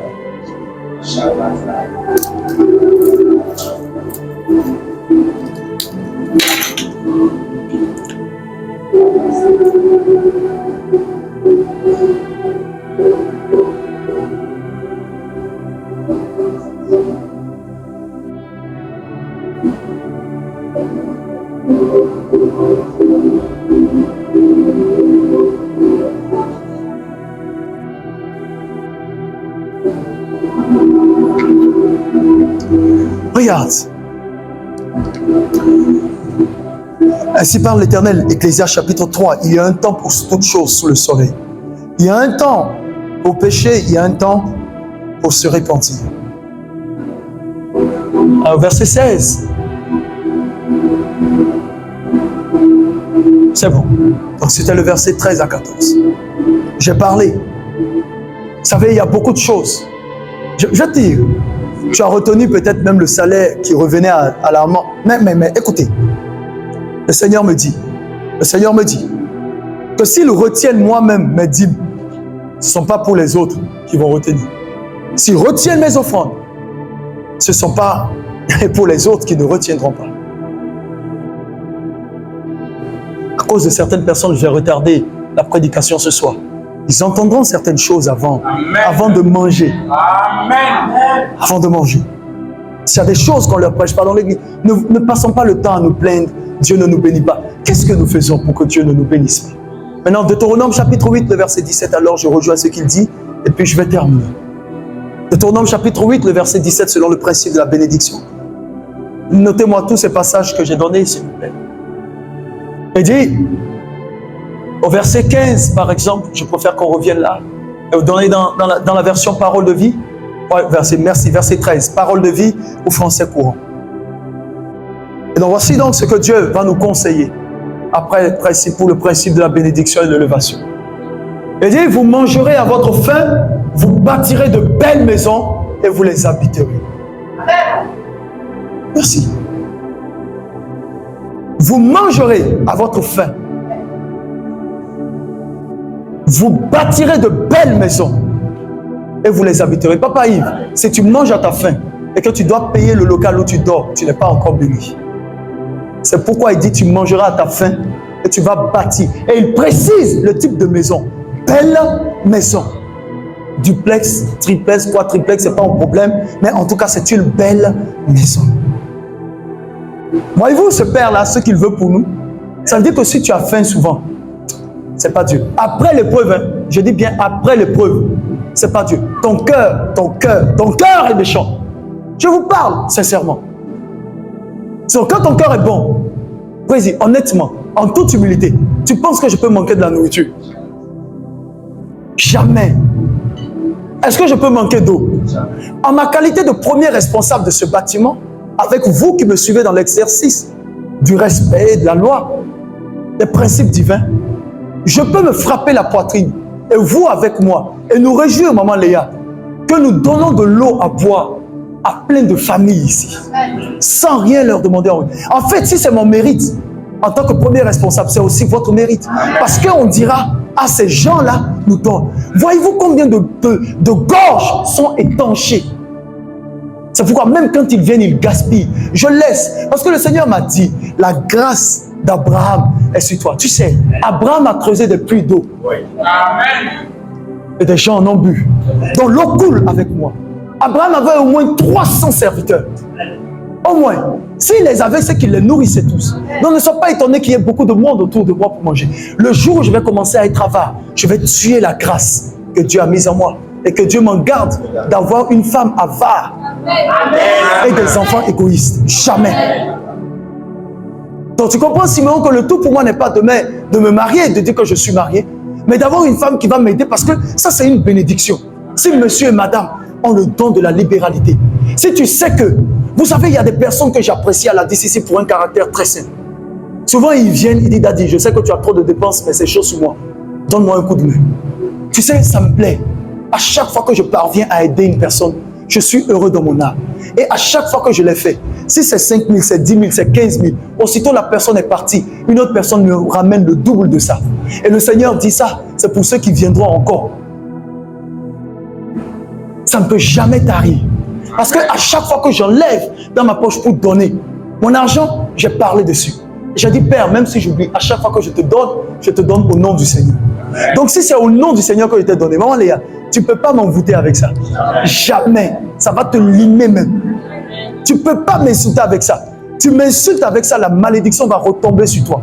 Mais tu me bénis avec ça. Et non seulement ça revient sur moi, mais ça va continuer de couler sur toi aussi. Amen. Ça veut dire que s'il y avait la misère dans ta vie, la misère sera obligée de fuir parce que tu es rentré en contact avec mon argent. Et mon argent, c'est l'argent de mon Père. C'est béni.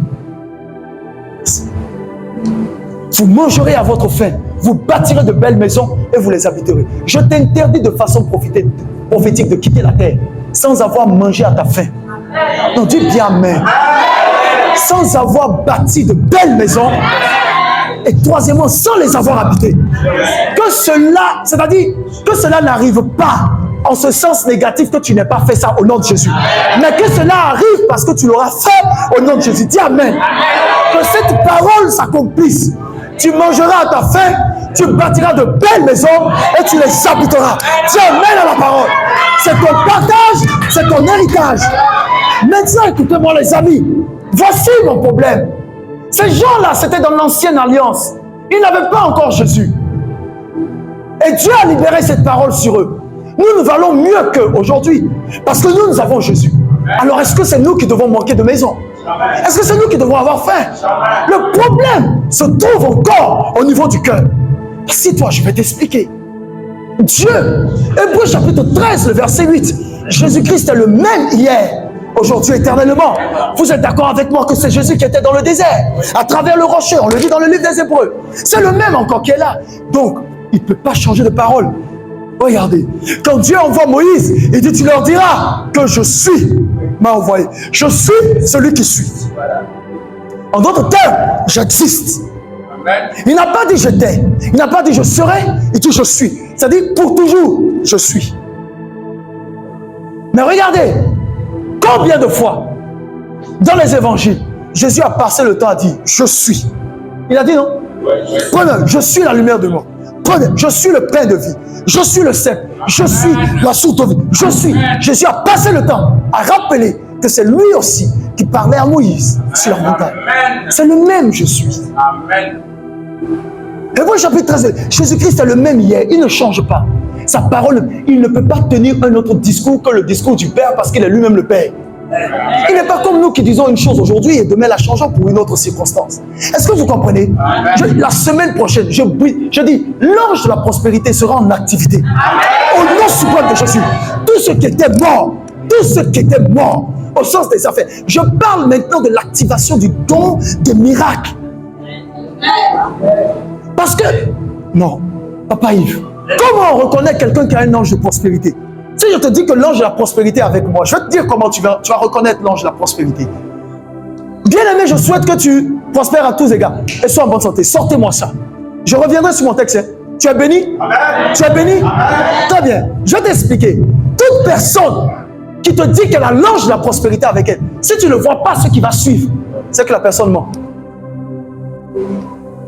Et tu vas me dire si ce n'est pas sur moi ou si ce n'est pas ici. Mon peuple périt faute de connaissance. 1 Jean 3, je crois, ou 2 Jean 3. Bien-aimé, je souhaite. Regarde ça. 3 Jean 1, 2. 3 Jean 1, 2. Dis-le bien. 3 Jean 3 Jean et 3 Jean. Bien-aimé, je souhaite que tu fasses quoi? Que tu prospères à tout et sois comment? Comme prospère l'état de stop. On ne peut pas parler de la prospérité sans parler de ton âme. Vous comprenez ça? La prospérité, maman Léa, c'est l'abondance. Ça dit que tu as l'abondance de tout. L'abondance de la joie. Quand on te regarde, tu es prospère dans le sourire. Tu souris beaucoup. Soyez toujours. Quand on te regarde, tu es prospère dans la prière. Priez sans cesse. On est d'accord? Pareil, même terme. Donc à tout moment, il y a l'abondance qui accompagne ça. Donc tu es prospère. Maintenant, qu'est-ce qui provoque l'activation de la présence? Quand quelqu'un te dit que l'ange de la prospérité m'accompagne, oh, Saint-Esprit de Dieu, allons-y. Dans le livre de Genèse, avec Joseph, la Bible déclare que Joseph réussissait dans tout ce qu'il fait. Il était prospère parce que l'Éternel était avec lui. En fait, quand on dit que l'ange de la prospérité t'accompagne, c'est que l'Éternel t'accompagne. Amen. Vous allez voir. Regarde. Avant qu'on ne me trouve le texte dans Genèse, il dit, bien, mais je souhaite que tu prospères à tous égards et sois en bonne santé. Voici, tu ne peux jamais être prospère si tu n'es pas en bonne santé. Après la question de l'état de ton âme, là, la chose, regarde, le premier facteur de la prospérité dans ta vie, ce n'est pas la richesse, c'est la bonne santé. C'est pourquoi maintenant tu regardes à cet hôtel, l'ange de la santé divine est là, la prospérité est à côté.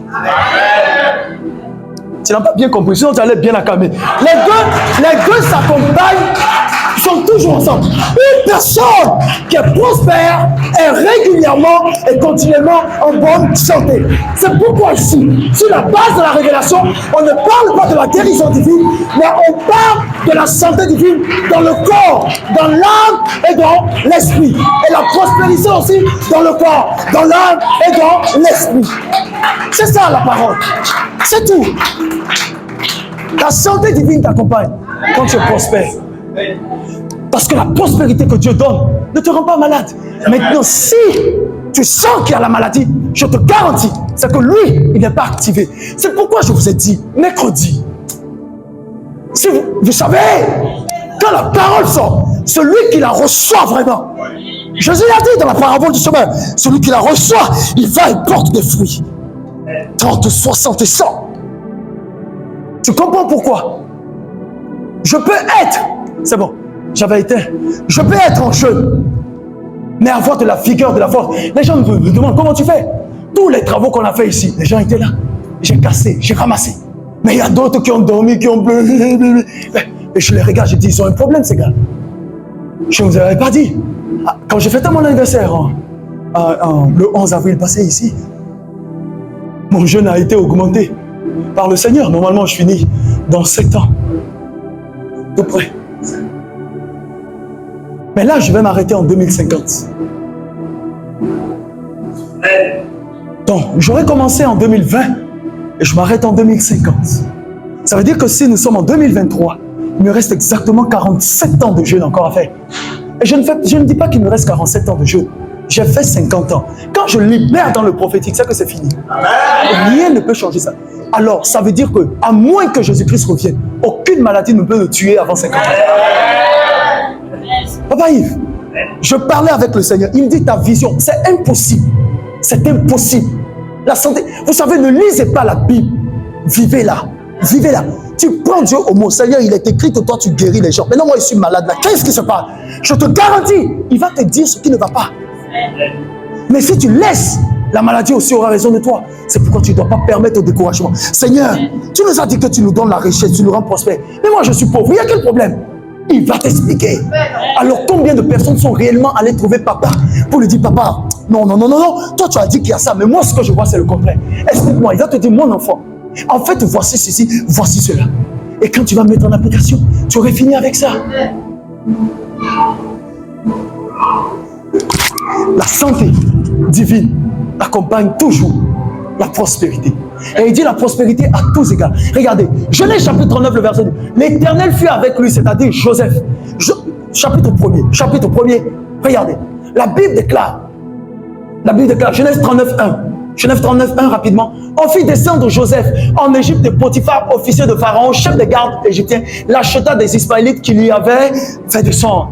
On dit l'Éternel fut avec lui et la prospérité l'accompagna. Il habitait dans la maison de son maître, l'Égyptien. Continuons, il y a quelque part là où l'Égyptien voit. Son maître vit que l'Éternel était. Son maître a vu quoi?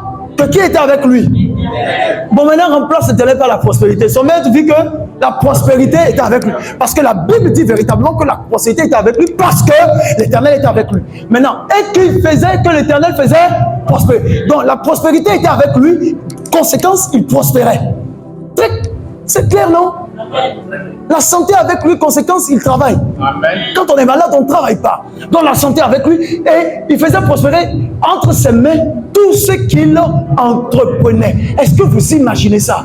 Papa Yves, ce n'est pas le même Éternel là. Mais pourquoi est-ce que nous, on entreprend, ça ne marche pas? Posez-vous des questions. Il y a quelque chose qui ne va pas quelque part. Pourquoi est-ce que nous sommes malades dans certains domaines? Pourquoi nous ne faisons pas de profit dans nos affaires? Pourquoi est-ce que nous n'arrivons pas à soutenir l'évangile? Soutenir au sens de permettre à l'œuvre d'avancer, car Dieu soutient son évangile lui-même. Regardez. 4. Joseph trouva grâce aux yeux de son maître, qu'il employa à son service, l'établit sur sa maison et lui confia quoi? Tout ce qu'il possédait. À cause de quoi? À cause de la... Vous voyez, le maître de Joseph, c'est un occultiste. Il avait ses dieux, mais il a remarqué que le Dieu de ce jeune homme-là, non, c'est trop fort. Dès qu'il a vu ça, tu as vu ce qu'il a fait? Il ne s'est pas embêté.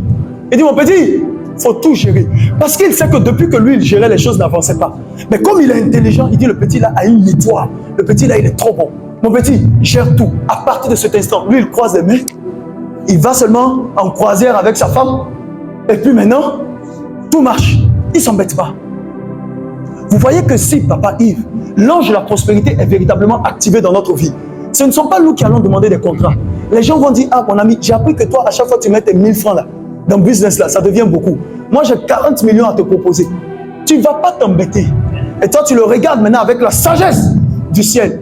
Si tu as 40 millions, j'ai combien? Il dit, non, je te donne 5 millions. Va avec ton argent. J'ai quelqu'un qui me propose 120. Il dit, mon petit, on fait 50-50. Non. On n'est pas 50. Sur les 40 millions, moi, je prends 25, tu prends 15. En termes de bénéfices. Il n'a pas le choix. Il n'a pas le choix. Et tu ne pries pas la nuit. Seigneur, touche son cœur pour qu'il me donne au nom de Jésus. Il est obligé parce que l'Éternel est avec toi et la prospérité t'accompagne.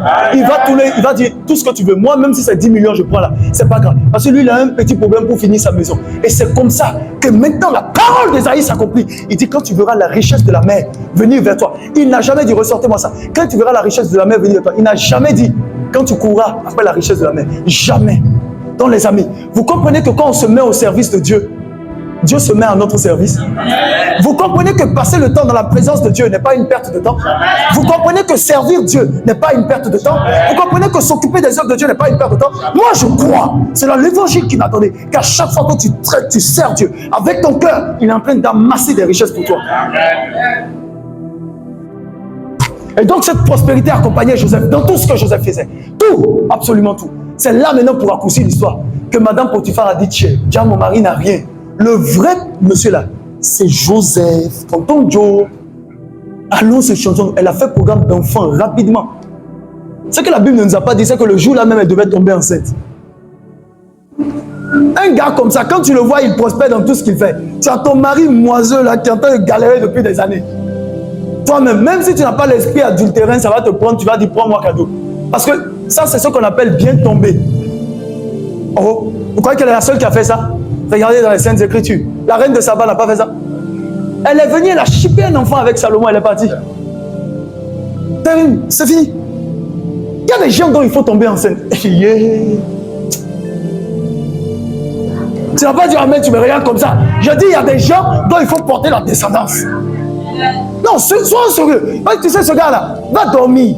Quand il va voir que tu vas accoucher, ils vont dire, bon, écoute, là, je t'envoie au New Jersey, là, tu vas accoucher au New Jersey. On nous a dit qu'il ne veut pas aller aux États-Unis. Quand il y a des gens, ils ont levé le... Je n'ai même pas levé ma tête pour voir qui a levé sa main, il ne veut pas aller aux États-Unis. Toi, tu es ici, là, tu nous mens comme ça, que toi, tu ne veux pas aller aux États-Unis. Faut rester. Si jamais l'onction des visas vient ici, et puis toi tu lèves la main là, nous tous on va te chicoter. L'homme de Dieu dit qu'il n'est pas allé aux États-Unis. Il y a un man ici. Toi tu es sûr, toi tu es sûr, toi tu es sûr. Mais comment vous nous blaguez? N'avez même pas peur de Dieu. C'est l'ange même là, il dit Dieu, tu m'aides. Les gens sont trop bizarres. Toi tu es sûr. Regarde, c'est pas une affaire de vie, papa Yves, qu'on le veuille ou pas. C'est l'une des premières puissances du monde. Ouais. Mon ami, même toi-même tu n'as jamais vu gratte-ciel. Tu vois seulement des briques et des maisons inachevées. Regarde là-bas, maisons inachevées. Même si on te dit faisons un tour, regarde, même si c'est en transit, ton avion passez par là, tu vois les étages. Jésus, Jésus, tu as même envie de faire un crash là-bas. Parce que tu sais, la prison de là-bas même est mieux. Viens te plaisanter. Seigneur, moi je ne vais pas aller aux États-Unis. Toi, un petit comédien comme ça. Mais c'est pas grave. J'espère pour toi que le ciel n'a pas enregistré que tu ne veux pas aller aux États-Unis. Et puis je ne comprends pas des gens. Attends, moi je n'ai pas vu les gens qui ont levé la main là. J'avais la tête baissée parce que vous ne voulez pas regarder. Honnêtement, je n'ai pas vu qui a fait. Mais regarde ces gens-là, papa Yves. Déjà, l'avocat des causes perdues. Déjà, papa Yves, ceux qui ont levé la main là, ils ne m'aiment même pas. Mais il y a la DCC des États-Unis en 2030. Si je vois tes pieds là-bas, si je vois tes pieds là-bas. Ah, tu as entendu non? Si je vois tes pieds là-bas, tu vois que les gars là ne comprennent pas ce qui se passe ici. 2030, de là se construit. Là, tu peux visiter. Quand je parle anglais ici, tu es content. Oui, I am you. Tu es content ici. Le dernier pays qui sera visité, je crois dans l'agenda divin, après l'Angleterre, l'avant-dernier, c'est les États-Unis. 2030. Azaël, je l'attends. Et puis c'est ma fille même qui dit qu'elle ne veut pas partir. 2030, d'ici États-Unis. Oh pasteur, est-ce que vous vous imaginez d'ici États-Unis? Ils ne prennent pas marteau pour casser. Hey! Hello, Apostle, how are you? Yes, Rebecca. Toi-même tu viens là. Si on envoie Simeon là-bas, il va disparaître. C'est ce qui nous fait le malin. Toute la mauvaise musique qu'il nous donne ici, s'il arrive là-bas, sa chaîne même va quitter, ça va traîner. Il y a une chaîne là, ses cheveux là, ça va devenir parapluie. Tu vois, il va commencer à dire aux gens, moi je suis avec le prophète. Mais ici, c'est souvent je regarde la DCC Bamako là, je dis Seigneur, il y a des pays là, je suis pressé. Parce que nous allons faire la comparaison de mentalité. Non, sérieusement, je bénis Dieu, on se fatigue ici. C'est pas grave. Tout véritable ministère puissant et durable commence par le désert.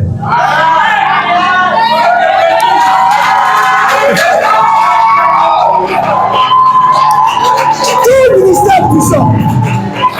Regarde, j'aime pas le dire. Je suis l'empreinte de Jésus-Christ. Regarde, Jésus a commencé son ministère dans le désert.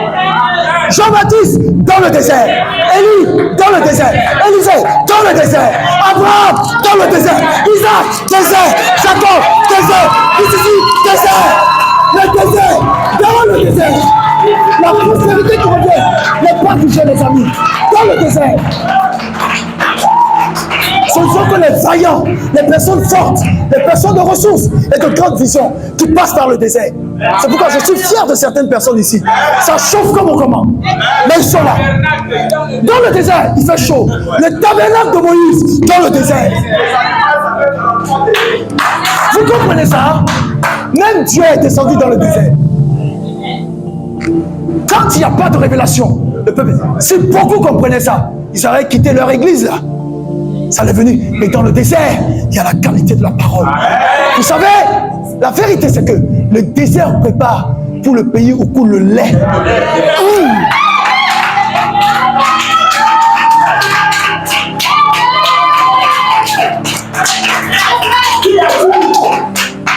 Nous savons le mandat dont nous sommes revêtus. C'est pourquoi l'épreuve du désert, retenez ça pour vous qui êtes là. C'est pas pour tout le monde. Je répète, l'épreuve du désert n'est pas pour tout le monde. C'est pourquoi vous êtes heureux. Je vous dis, c'est pas pour vous flatter, mais vous êtes heureux, vous qui partagez ces moments avec moi. Il n'y a pas beaucoup de place dans un jet, même si c'est 2. Ça ne prend pas beaucoup de personnes. Papa Yves, autochef de protocole, jet privé, ça ne prend pas beaucoup de personnes. Que tous qui sont ici ne me regardent pas dans des photos dans 5 ans. Qu'on soit ensemble encore dans 5 ans. Traversant les épreuves, les situations compliquées.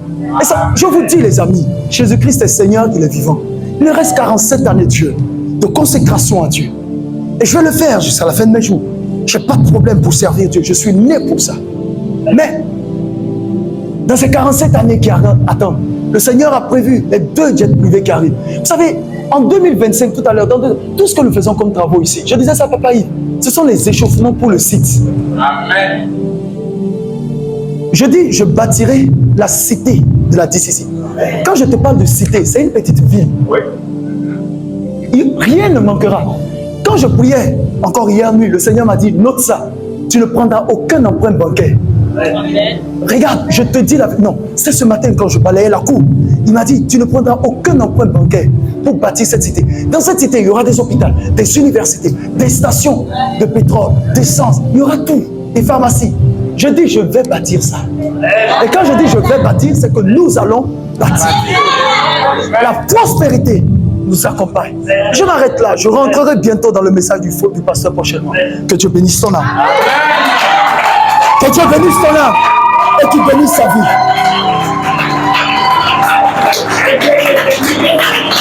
Vous savez, je suis un leader, je sais où je vais. J'ai vu des hommes de Dieu, on est en train de célébrer ce qu'ils ont cité, construit comme église. Le Seigneur m'a dit ce matin, c'est déjà dépassé. Tu sais, dès que tu sors ton modèle et tu inaugures, c'est dépassé. Il y a des choses, nous allons les bâtir. Tu rentres dans le sous-sol de la DCC, tu ressors dans une autre zone. Non, je te dis la vérité. Parce que ce ne sont pas les architectes d'ici, on va prendre. Tu passes d'un tunnel. Tu sais que tu rentres ici, à Adeken, tu ressors à Daoudabougou. Vous pensez que c'est des humains qui ne croient pas en Dieu ont transformé un désert. Un désert, je parle de Dubaï. Un désert il y a peu de 30 ans. À peine le pétrole a été découvert là-bas, c'est fini. Tout a changé. Mais qui a déposé le pétrole là-bas? Donnez-moi mon dernier texte de Deutéronome 8:17, il faut que je te le lise. Et d'Ésaïe 45 d'abord, le verset 7. Regardez, là il disait, tu te sailliras alors et tu te réjouiras et ton cœur bondira et se dilatera. Quand les richesses de la mer se tournent, ça veut dire qu'avant que Dieu ne libère la parole, il te faisait dos. Mais quand ils se tournent vers toi, ils te font face. Pour faire quoi? Quand les trésors des nations viendront, dites-moi, où est-ce qu'on t'a dit ici quand tu iras les chercher? Si vous comprenez la parole, si vous avez le royaume de Dieu et sa justice, c'est fini. Amen. Tout ce qui manque à l'église, c'est la justice. Je vous dis la vérité devant Dieu. Et je sais que je dis la vérité. Je ne mens pas. Ésaïe 45, le verset 7. Il va le dire, il dit, je suis l'Éternel. Je donne la prospérité. Je donne la prospérité. Donnez-moi ça, s'il vous plaît. Je donne la prospérité. Ce n'est pas une affaire. Ne priez pas pour la prospérité. Donc je dis, mon pasteur, nous avons l'ange de la prospérité dans cette maison. Amen. Si tu penses que je m'en prie, demande à Dieu. Il te dira. Amen. Il y a des évidences. Tu sais, la prospérité est accompagnée également par l'excellence. Ouais. C'est pourquoi vous ne comprenez pas souvent. On va dire que le prophète est très excellent. Non. Tout ce que Joseph faisait était propre. Il n'y avait rien à dire. Quand vous êtes prospère, il y a l'excellence qui accompagne. Comme on dit, souvent les finitions, tout est clean. Quand on regarde, on dit c'est impeccable. Dieu est prospère, non? Tu as vu comment il a créé le ciel et la terre? Tout est propre. C'est l'homme qui est venu gâter. Je forme la lumière et je crée les ténèbres. Je donne la prospérité et je crée l'adversité. Moi, l'Éternel, je fais toutes ces choses. Papa Yves, pourquoi je vais aller chez un fétiche? Pourquoi? Comment Comment? Maintenant, la question est de savoir. Si Père, tu dis que tu donnes ça, la question qu'on a lui poser maintenant, comment on fait pour avoir? C'est pas ça. C'est tout. Mais comment on fait pour avoir? C'est toujours là avec lui. Je déclare que la pauvreté ne sera pas ton partage. Au nom de Jésus-Christ de Nazareth, je le déclare 3 fois de suite. Elle ne sera pas ton partage une 2e fois. Elle ne sera pas ton partage une 3e fois. Au nom de Jésus-Christ de Nazareth. Le dernier texte de Deutéronome 8:17, ça c'est le conseil pour nous tous. Alors si nous avons l'ange de la santé divine ici, nous avons l'ange de la prospérité ici, la dernière chose qui nous manque, par laquelle nous avons commencé, c'est ça qu'il faut contrôler, le cœur. Voici le verset 17, s'il vous plaît. Le verset 17. Le verset 17. Il va dire, attention. Vous êtes avec moi? Là, ça s'adresse à tout le monde. Attention. Ne dites jamais dans votre cœur, nous sommes devenus riches par nous-mêmes, grâce à notre seule force. Vous voyez ce qui se passe? Est-ce qu'on peut remonter pour que je vois la chronologie de l'esprit de ce qu'il est en train de vouloir dire? Ça veut dire que la richesse viendra, vrai ou faux? Mais le problème n'est pas que la richesse vienne. Alors Dieu n'a aucun problème pour nous bénir. Tu comprends ça, Siméon? C'est pas son problème. Ça, c'est normal. On l'a lu tout à l'heure, il donne la prospérité. Même si tu ne demandes pas, dès l'instant que tu es son fils, est-ce que tu comprends ça? Tu as droit à ça. Yeah. Dès l'instant que tu es enfant de Dieu, tu as droit à la prospérité. Mais tout ce que ton papa veut, c'est ton cœur. C'est tout. Écoute ça. Vous mangerez à votre faim, vous bâtirez de belles maisons et vous les habiterez. Il commence à t'expliquer. Tu vois? Il dit vos bœufs, vos moutons et vos chèvres seront nombreux. Vous aurez beaucoup d'argent. Et Seigneur, beaucoup d'or et de biens de toutes sortes. Honnêtement, est-ce qu'on a atteint ça? Est-ce qu'on a atteint ça? Est-ce qu'on a beaucoup d'argent? Est-ce qu'on a beaucoup d'or?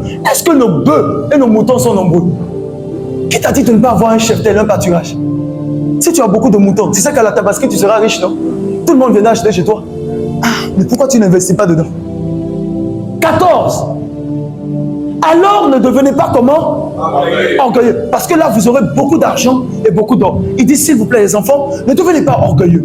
N'oubliez pas le Seigneur, votre Dieu. C'est lui qui vous a fait sortir d'Égypte et où vous étiez. L'Égypte, pour toi, c'est ta situation. Ta situation de galère, c'est ça qui est pour toi l'Égypte. Donc, il te fait sortir de là, il t'amène dans l'abondance. Maintenant, il dit au verset 15. C'est lui qui vous a fait traverser le désert grand et terrible, plein de serpents venimeux et de scorpions. Ça, ce sont les épreuves de ta vie, les difficultés que tu rencontres même aujourd'hui. Dans cette terre complètement sèche où on meurt de soif, le Seigneur a fait sortir pour vous de l'eau du rocher le plus dur. C'est-à-dire la situation, tout était bloqué autour de toi aujourd'hui, mais il a quand même trouvé une solution pour te tirer d'affaire. C'est ce qui fait qu'à la dernière minute, tu t'en tires toujours. Mais il ne veut pas que chaque fois tu t'échappes à la dernière minute. Il veut pour toi une stabilité. Mais pour qu'il y ait cette stabilité, il va dire sursis. Dans ce désert, il vous a donné la manne. Vous savez c'est quoi la manne? La manne, c'est la nourriture que Dieu t'impose. Pas qu'il te donne. Ici, là, on a dit qu'il t'a donné la manne, c'est-à-dire tu as été servi. Mais en vérité, le verbe, c'est imposé. Il t'a imposé la manne. Parce que quand tu es dans l'abondance, maintenant, tu choisis toi-même ton propre repas. Au désert, on n'avait pas le choix. C'est la manne ou rien. Une nourriture que vos ancêtres, comment, ignoraient. Il vous a fait connaître des difficultés pour voir ce que vous valiez. Et finalement, pour vous faire quoi? Non, retiens ça. Finalement, c'est-à-dire à la fin de tous ces défis-là, à la fin de tout ce que Dieu te fait passer là, la fin de tout ça, c'est pour te faire du bien. Donc, s'il te plaît, arrête de te plaindre. C'est pourquoi je vous dis que devant est bon. Quand Dieu a sa main dedans, je te garantis, ça paraît difficile. Moi, souvent, j'ai tellement compris ça que je n'aime pas que les choses de Dieu difficiles dans ma vie la finissent vite. Non, prophète, Dieu n'a qu'à vite me donner, je vais faire. Et... Parce que s'il te donne vite, la bénédiction va s'arrêter. Au moins, il ne te donne pas vite, il est en train d'amasser pour toi. Donc, ce que tu vas récolter là, c'est beaucoup. C'est comme les jeux là. Dans les casinos là. Quand ça tourne pour vous, ça continue à se verser là, tu es content, ça va se verser. Mais à un moment, ça va ralentir jusqu'à ce que ça va finir. Regarde le verset 17. Là maintenant, il met le stop. Attention, ne dites jamais dans votre cœur. Ne dites jamais dans votre cœur. Nous sommes devenus riches par nous-mêmes grâce à nos seules forces.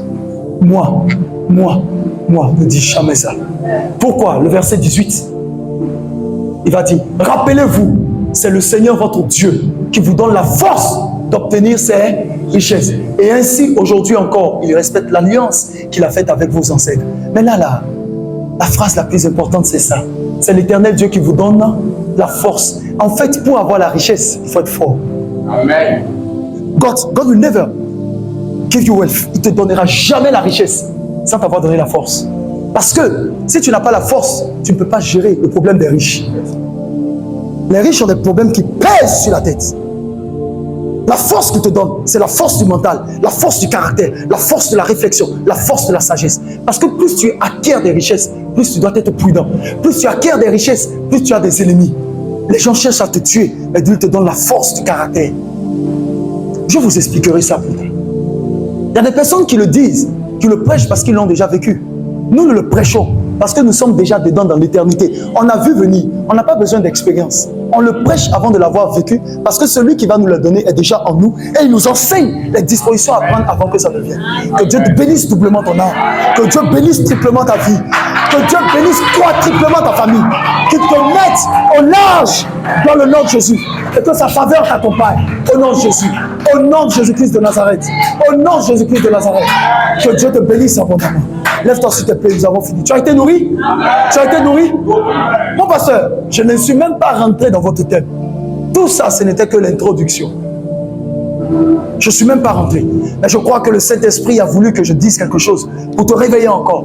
Mais comme il l'a dit avant moi, la médiocrité n'est plus ton partage. Monte dans la dynamique. Vous savez, depuis un moment, le Seigneur est en train de me parler seulement d'une chose, réussite. J'entends réussite et succès. J'ai compris qu'il est en train de me dire, je veux maintenant que la réussite et le succès accompagnent tout ce que tu fais. C'est pourquoi je vous ai dit qu'il m'a parlé de transformation. Quand une personne est transformée, elle réussit dans tout ce qu'elle fait. Prie maintenant. Élève ta voix et demande au Seigneur que toutes ces grâces sorties de cette parole depuis cet autel t'accompagnent dans le nom de Jésus. Prie pour toi-même, nous avons terminé. Que son nom soit béni et que son règne vienne.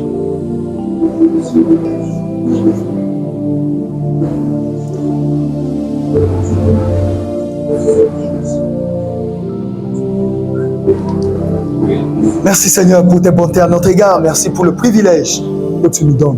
Au nom de Jésus-Christ de Nazareth. Amen. Et Amen. Que Dieu te bénisse. C'est toi, nous avons terminé. Alors, vraiment, si ça t'a fait du bien, je voudrais vraiment que tu acclames le Saint-Esprit. C'est lui.